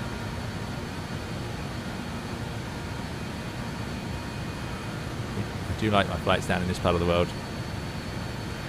So yeah, we will do Australia. More to see in Australia, definitely. Thanks, Timo. Yes, indeed, standard. You did say we'd do that. The reason I'm delaying it is because obviously normally you'd set it in the climb as soon as you know you're going to a flight level. What I'm doing in the sim is I'm waiting until I'm above 18,000 to press B to synchronize it all together because I'm being a bit lazy with the simulator. That, however, is tripping us up there. So thank you, Timo, for help there. Richard says, I guess the airport is only for the marketplace. I didn't know if it was only on the marketplace, but it's very good. That scenery we had there in Wellington is honestly, it's one of the best, if not the best, I've seen in Microsoft Flight Simulator. Stunning. And it had great reviews, and I can see why.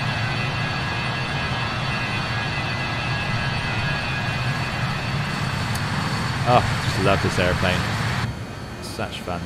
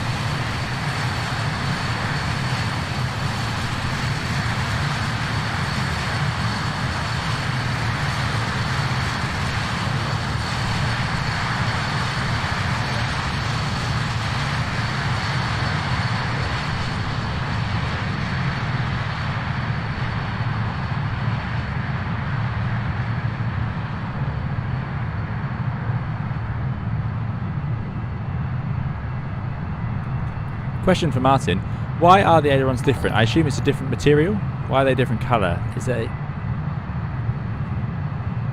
Yeah, what were they made of that made them so stand out so much? Oh, we better get back inside as we level off. Still not there though. No worries. I had a feeling we wouldn't be. James says the volcano from Lord of the Rings is on the left. Excellent. One of these. Yeah, Lord of the Rings and Flight of the Conchords are the things that the big exports I know from New Zealand. Oh, there it is. Wow. Wow, that's cool. We saw Fuji in Japan on the stream 1 or 2 times ago. Hypoxic, I was using the drone for that camera. That was not automatic panning, that was me using the drone. Graham says, you've heard the phrase, if it looks right, it is right. That's the 146 for me, love it. There you go. So someone enjoys the aesthetics of the 146. Top Hat asks, I wonder why 4 engines and not just 2 larger engines. Now, I'm sure Martin will definitely know the answer to that. My understanding is it's because it's quieter. You've got less... So jet engines make their noise. Most of the noise, the roar of a jet engine, is because it's a difference in airspeed. So it's blasting air out next to still air, and that noise between the two is what you get, the vibrations and the roar. There is screaming from the fans and so on as well, but that's if you're in front of them. So they tend to be quite high pitched in front because of the fan noise, which is sort of supersonic and all that stuff. Whereas the roar at the back is a bit deeper. And that's what you can hear quite a long way away. That's what sets off car alarms. So let's just bring the power back. We won't overspeed this time, hopefully. But yeah, so by having 4 smaller engines, there's less of that roar because there's less of a differential. Each engine's a little less powerful, a little weaker, a little less noise, and it doesn't accumulate, it doesn't add up as much, is my understanding.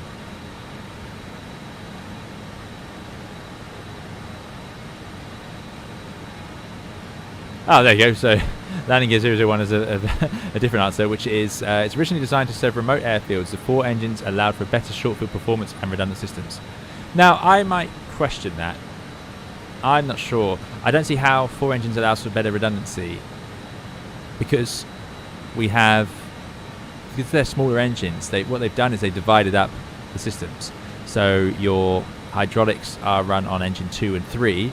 Your generators are in engine 1 and 4. So effectively, I don't see what you've gained. Maybe you lose an engine, you only lose one of those systems, but I don't see why you're in a better position, because you've still got a PTU and an AC pump anyway.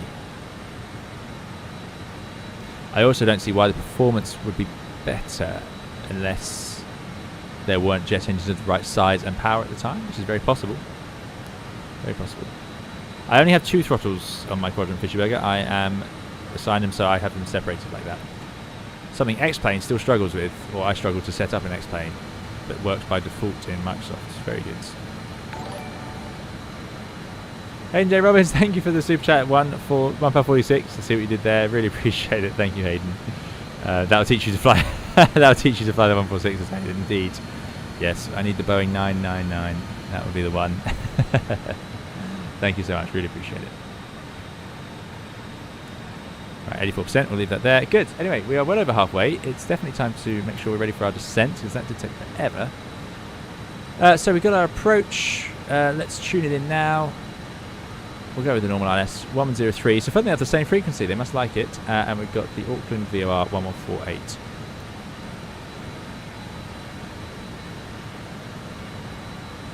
Right, let's put the VOR up, and let's not forget it this time. We'll keep 1103. We're landing on 05, so course 051. Come on, we're not going to do the same thing again. That's the whole point. We're learning here. 051. And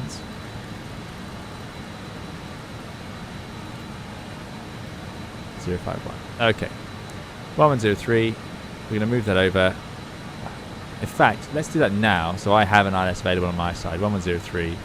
And that will just save us a bit of hassle. Then I can leave the VOR 1148 on this side. And my hope is it won't affect the autopilot's ability to fly the ILS, but it will give me VOR 2 down here when it's within range. 1148. Okay. Got course 051. Good. And we'll eventually get a DME for the ILS as we get closer. Speed is good. Sitting about decimal 7, which is what we wanted to be doing. Fuel, we've still got best part of 5 tons actually. So it's definitely underburning. So we could go with the sim brief fuel, and that would be absolutely fine. Good. So there we go. 3,000 feet. No terrain off to the south.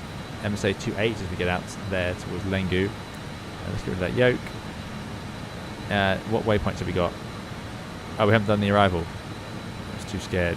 There we go. 05 right. Is that what the count says? Yes, it does. And we can go via the D142 arc. And we are going via the Davy 7 Bravo. Now, is that going to do the arc? I'm not entirely convinced it will. There we go.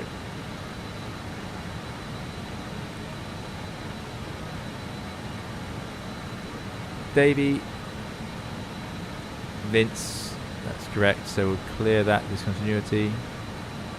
Now, Martin, is there going to be a new FMS coming to this? Or is that on the RJ? And Martin says, no idea on the control surface colour material. Good question. There we go. I was just curious.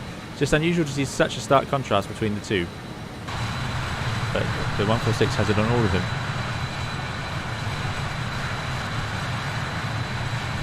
Interesting flight control system, of course, being that's a screenshot I'm making. Given that it's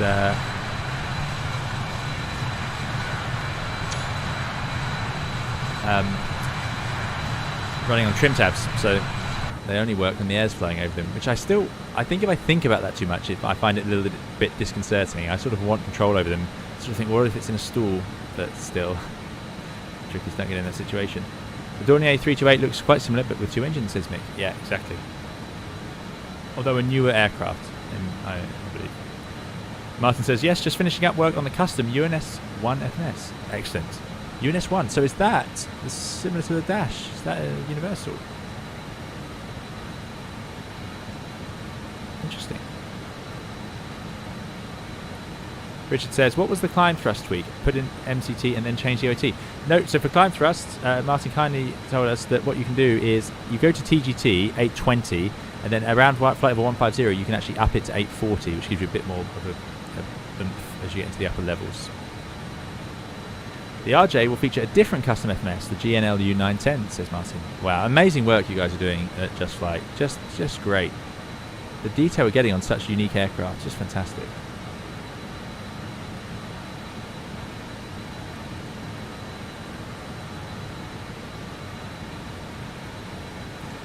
Right. Still don't have a DME from VOR2. We are. This is where a nice Airbus FMS looks really useful. Let's just check that the legs look sensible. Davy, Lengu, and then D142M. And then IO26. I can't believe it's going to do an arc. I really don't buy that. It could... Really?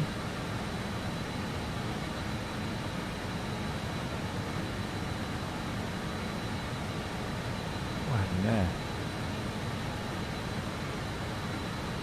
However... No, stick what we've got. Good on it for not having that code system now. So it just does it. That's very good. Right. So, Davey, Vince, Gituk, Lengu. It's got... I've done the same thing again. We don't need the arc. I don't know why I'm falling for these transitions. There we go. Again, the Airbus assigns them automatically. We want Lengu, which is on the extended centre line, and then we can fly the approach. So there you go. Lengu, and then straight in. Goodness me. Twice in a row. Right, let's not let those other things creep in. So we know our plan for the descent, and we know we're going to take the approach without... We're not going to try and do a continuous descent approach because the workload's too high.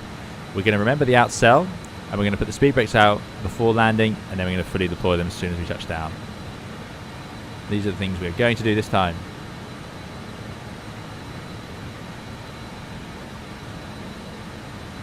Ignifu says, first pay and serious plane I got for flight sim was a JustFlight A320 for FSX. I love that plane so much. I like flight sims to a true family. Excellent. Yeah, 340 is a great aircraft.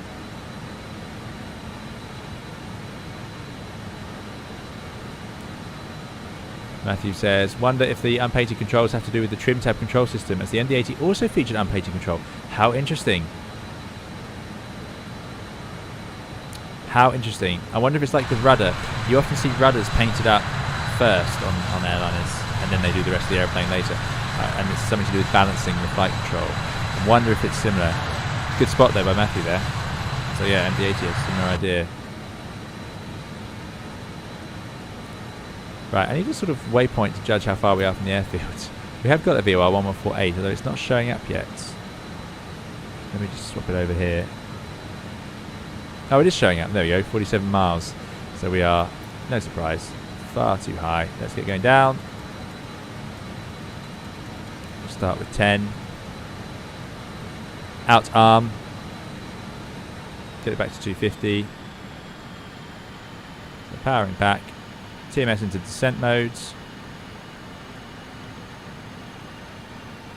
I'm going to get all the way back to idle. I'm not sure if pilots would do that with this. Could be a bit sort of rough, as it were. And then IS at 250. Nose should drop down. Out arm. And there's white. Down we go. Auckland coming up. Next up, Auckland. There's two Lengus in there.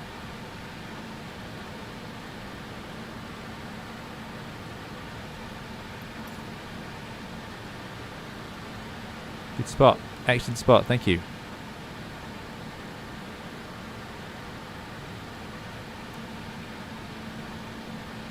Shouldn't matter because by that point we should swap over, but still good to have it sequenced if we can. So yeah, we need to put it over to active. So why is my VOR2 not working? What do I have to do with that? I've got it set there, 1148.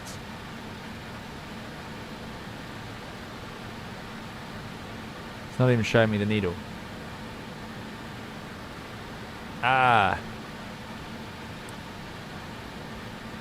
No. No, it should work anyway. The VOR display is separate. Nav to Sentinel. So it's against pilot. Okay, aha, here we go. Right, sorry, now I'm reading the wrong thing there. That's LNAV. We're on split. Nav course is on split. Aha, there we go. Thank you so much, Martin. That's great. So look, it's well hidden. This one has a nice big on it, which even the first time I flew it I struggled with.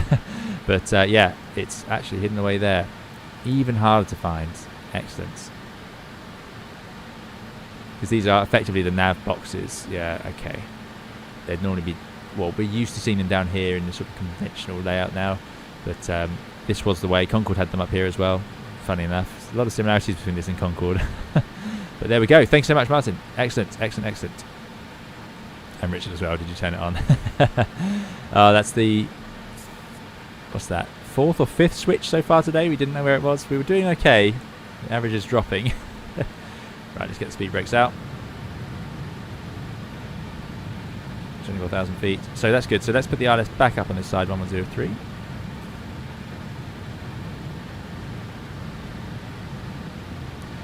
Got the legs down, and we know the flaps. We're going to do that later, but I can see... Yeah, we're too heavy. We've got too much fuel again. We just haven't burnt it off. 38 chances above max landing.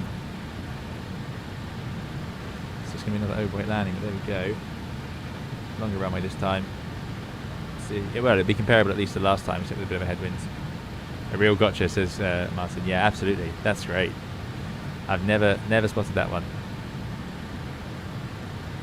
So, we're now heading up to Linz, which is 5,000 to 9,000. So let's put 5,000 in the window.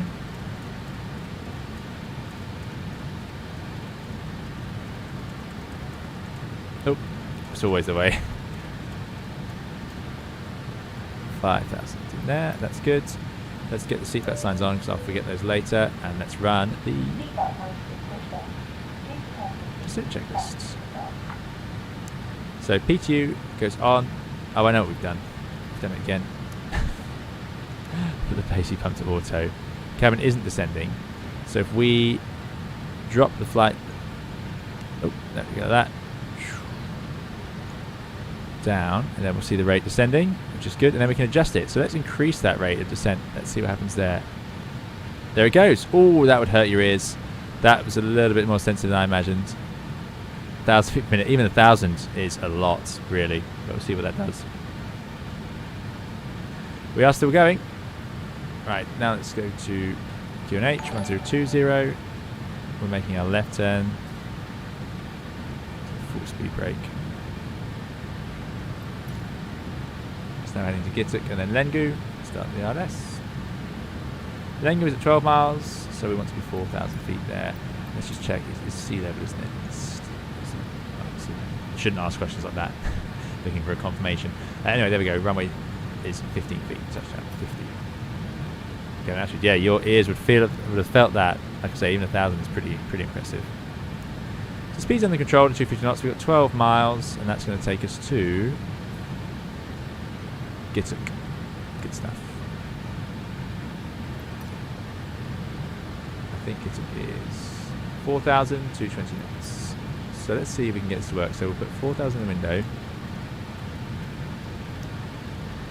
PT1 pressurization briefing, landing data, bugs we will set shortly. And we're going to do altimeters, set and cross check, fasten belts on, APU, time to get the APU up and running. APU start. Brake fans can go back to auto. Excuse me. It was nice and cold earlier. Fuel panel sets. Yep, fuel panels are on. Cabin warned. Steep approach not required. Rad out. Let's put in the minima here of... It's a bit late for the rad out, really. You probably want to do that in the cruise. We're going with 200s. Normal Cat 1 ILS here. Let's get the speed brakes in. That's fine. It does really dive. Look at that, 6,000 feet per minute. That's unbelievable. So let's see. We've got 250 on the IS. So now, let's see if we can use one of these other modes. So let's go VS. That's doing 700 feet per minute. And if I trim up, that should cheat. We can go to sort of 500. I'm going to add a bit of power in now, because that is my job in this situation. Actually, let's go down. Let's do 1,000. And we'll let the speed wash back. Good. Anti-ice not required. Next is a landing checklist. Right, let me start up the replay software.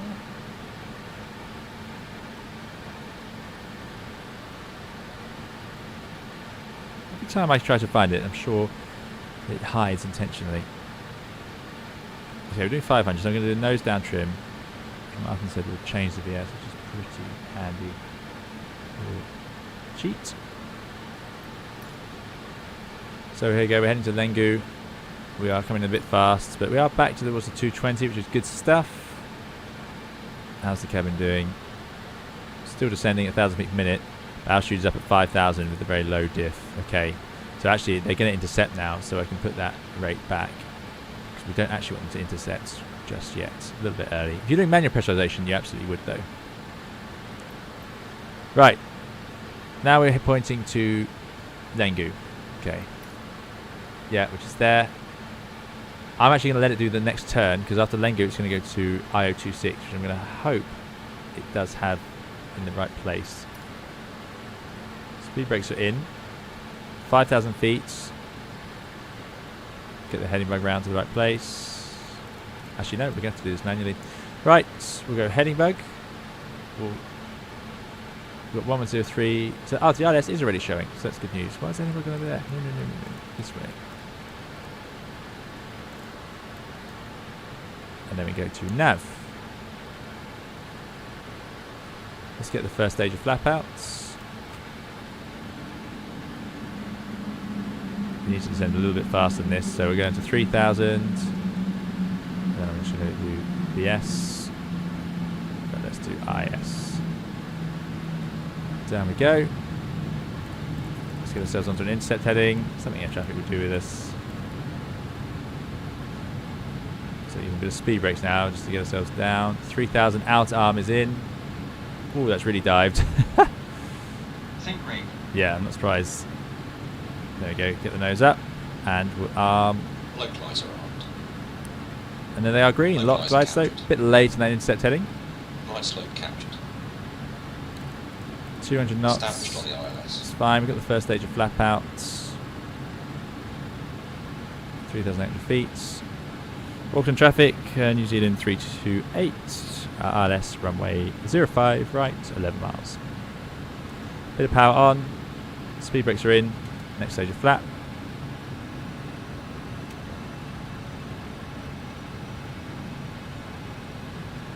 Go back to sort of 160 knots like this. 178 ground speed,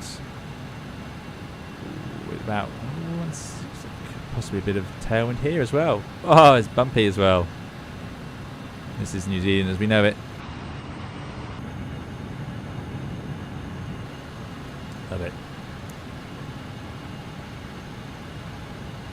Right, well that's more what we wanted. So we've got glide slope, got that. We've got the outsail 3,000.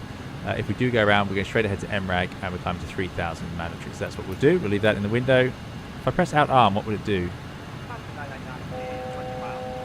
I'm going to press out arm just in case we use it. On the dash, we would do that during the go-around. There we go. Co-pilot wants to get down. We can oblige. There's James coming in behind us. So, differences here. We're going to put the speed brakes out before landing, and we're going to make sure we definitely have it after landing all the way. I'm going to put the thrust to MCT. I'm not sure where it should be set in case of go-around here. Actually, MCT doesn't seem right. Maybe just sync. And then we'll just engage that if we need it during the go around. Get the next stage of flap out. Heading mode's in the right place. And we said VAP of, we're doing a flat 33 landing, VREF 119, so 124.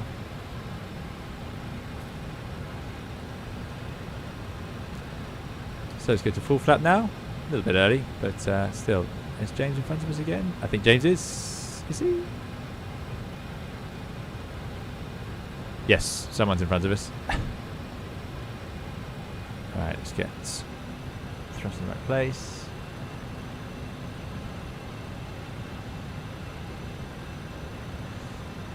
Good stuff. So, outer's armed in case we go around. Flight open localizer active. Set of stable approach power. 58%, that's pretty high. Mid-50s is typical for a full flap landing in sort of a lot of aircraft, but this is not a lot of aircraft. A lot of drag. She's not her glory. Does need some landing lights actually. Runway exits are on, wings are on. Good. So, landing, we've got AC pump auto, landing gear down 3 gears, lights, flaps, airframe de-ice off, packs is required, air off. So, engine air off, APU air on. Should have done it the other way around, but there we go. Right, don't want to get slow. Ah, the TMS should automatically switch to go around mode below 250 feet. Thanks, Martin. Excellent. 1,000. Stable, and we are visual. Traffic, New Zealand 542, RNAV AQ05 right, 9 miles. Traffic at 9 miles, 6 miles behind us. Excellent. Oh, we've done a good job spacing ourselves. No thanks to me.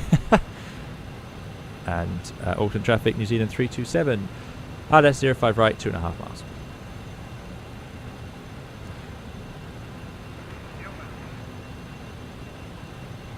Bit more required. So yeah, mid low 60s even.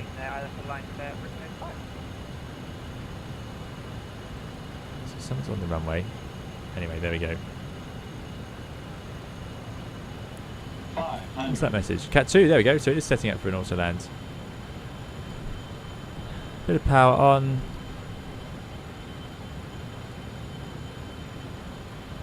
So much thrust needed at this stage. Amazing. Autopilot off. So it puts itself into sort of go around mode, but that's absolutely fine. Nice thing about the 146 is you don't get too much trim change from power setting changes. The engines are sort of aligned with the centre of gravity quite nicely. I like it. Minimums. Getting breezy. 124 ground speed, so that's about right. So, speed brake coming out a bit now. 50, 40, 30, 20. Oh, bit much there. Oh, it's not, doesn't handle so nicely in that configuration. There we go, idle, full speed brakes. Getting those down. Now, how's that deployed? No, I don't understand. I've got my thrusts at idle. I've got my speed brake lever all the way back. Ah, it's not doing it automatically. I must have a setting changed in flight. So I have to sort of re-click it. There it goes. Now that explains a lot from earlier. Anyway, we are down. Brake pressure seen.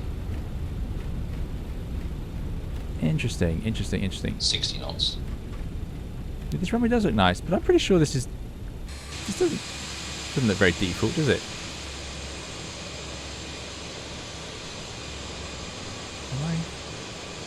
Did I install the scenery for Auckland? Maybe. We did fly New Zealand. Is this a freeware one? Or is this a payware one? I didn't think I had it. You can always go around. Indeed. She sure seems wobbly. Yeah, that was extra wobbly there. No, I didn't like deploying the speed brake early there. I think because we were coming in a bit shallow. Oh, they just announced it. Auckland traffic, New Zealand 328 runway vacated. Yeah, because we came in a bit shallow, I think that probably just destabilized us. It would have been better to just leave it in. It wasn't that was the problem. It turns out. So, when we are, let's just check it the right taxiway here. That's the main terminal. Look at that traffic. That's great. So I've figured something out. When we are on the ground, I can move this into the lift spoiler gate, no problem. It just does it. On landing, I have to do it twice, and that's what I wasn't doing. So I was fully deploying it, and it was not sitting there. It was sitting at the flight detent, which wasn't deploying the ground spoilers. It was just sitting out.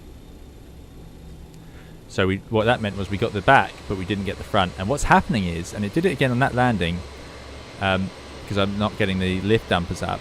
This is actually dragging the nose up, because you're coming in with a slightly nose high attitude, and that's putting the nose up on landing, which is also not helping our landing distance, because it means I can't get the brakes on as I want to. So very interesting. So that's something we'll have to work out. I feel like it didn't used to do that. I remember being able to do this in one go before. So I don't know if I've changed something by accident. Traffic, New Zealand 542, Anyway, I'm going to leave everything on for the replay as always, but I will. So I'll leave the flaps out and we'll bring in those speed brakes. There we go. Okay, good stuff. So we're going to park up, but we won't shut down. We did that already on the earlier flights. Peter says, can you ever redo these flights of the 320? Yeah, we can fly around in the 320 any day. No trouble doing that. Manta 909, short final runway 5. Martin says, I think it's one of the default detailed airports. That makes sense. Yeah, this looks really good, gotta say. No complaints here. Even an New Zealand terminal.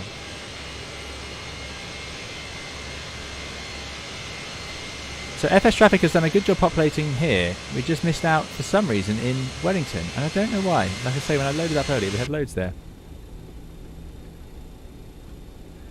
Dark says, a lot of pilots actually started on the ramp as a young person. Did you? I didn't work in an airport like this on the ramp, but I have worked in an airport on the grounds. Yeah, a lot of pilots will have. There's an FS Traffic. That's great. So cool.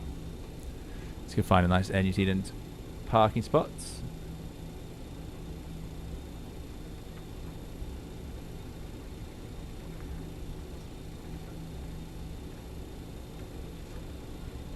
Can we park there? No. It's going to be a bit tight with that Airbus. Head over to the other side.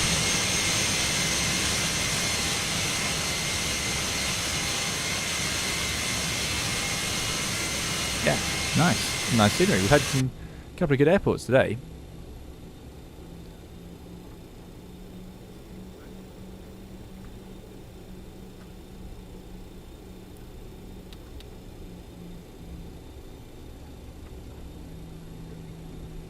There's a speed brake light next to the air brake lights. Yeah, we'll have to work this one out. Dan Voser says, is the FPS better with FS Traffic than FS LTL? I haven't noticed. I think the performance with... I've had FS Traffic running. So there's a thing with FS Traffic where if you've got a detailed enough scenery or aircraft, or your settings are not quite right. 999 clear runway 5. As James, excellent. Flew along with us. Thanks, James, for flying along. Always a treat. I will... So next step is to sort out FS Traffic so we can have a manned delivery on the 320. That's what we'd like. I'm off to the international terminal, am I? Oh dear. Just cruising around and just enjoying the scenery. Quite literally. We're going here. Yeah, so it's I've totally forgotten what I was saying. We've been streaming for 4 hours. I've run out of words.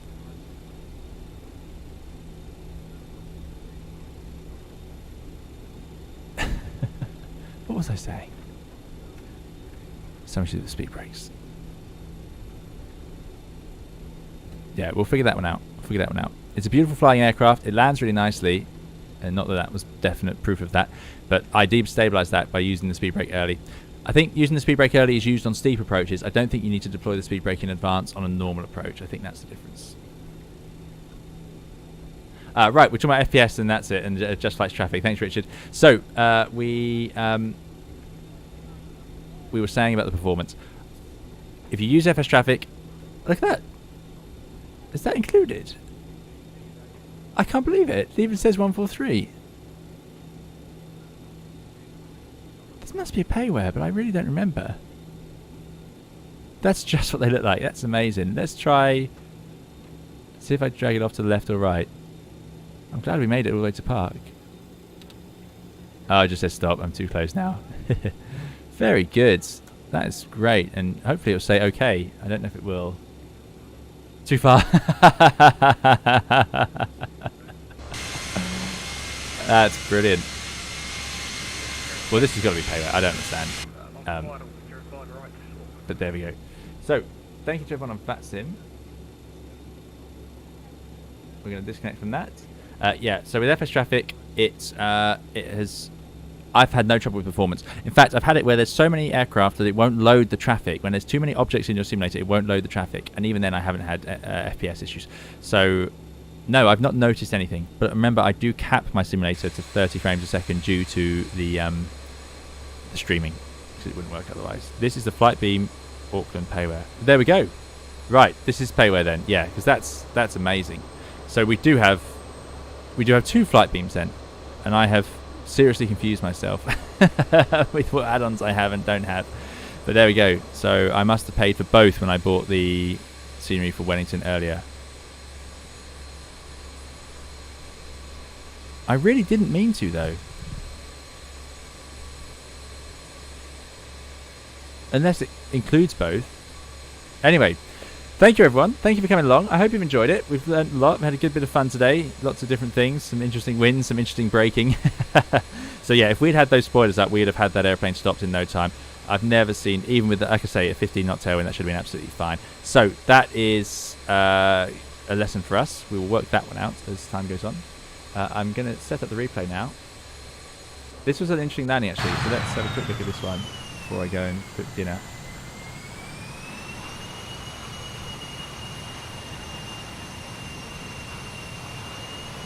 This flight beam stuff is great though.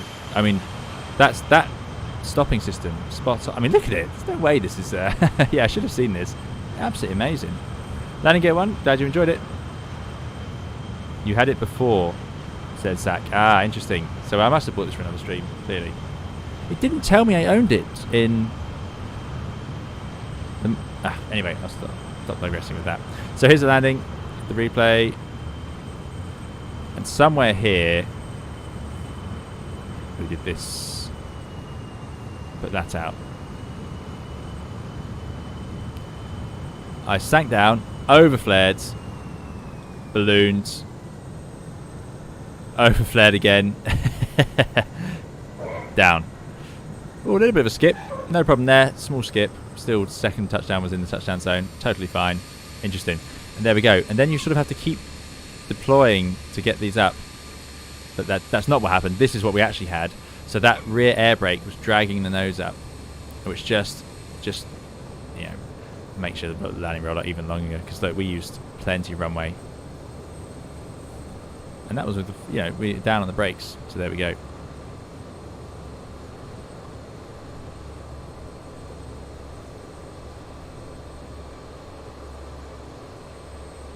Yeah. There we go. Need one main landing gear and nose wheel gear, and the main landing gear has been compressed in the last 10 seconds, or both. So there you go. Something to do with the logic of the ground spoilers. But still, made it down. Yeah, definitely not one of my prettiest, but I will take the excuse that I don't fly this aeroplane. But yeah, it's interesting. Would that be a go around in real life? It was close. Definitely close. Hayden, glad you enjoyed the stream. Thanks so much. Because this bit here, this is a pretty ugly sight. You don't want to drop the nose any more than that, and that was already probably a bit too much. But there we go. Ultimately a safe landing anyway. Landing gear says there is that famous Swiss BA146 landing kit to make you feel better. Exactly. This is quite a challenge. It's very grippy on the nose wheel steering or the rudder. Even when the gear's up, it's a bit too twitchy. I think it'd be nice if that could be softened a little bit. But I know there's a lot of different things at play with Microsoft Flight Simulator's grip system.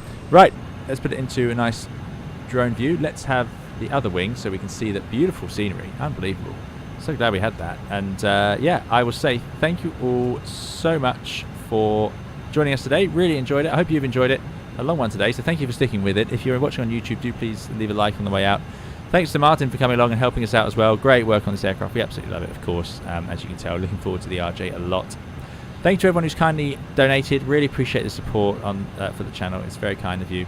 Thanks to the moderators, as ever, for looking after us. They've had a long one today as well, so thank you to the mods. Really, really kind. And thank you for your efforts.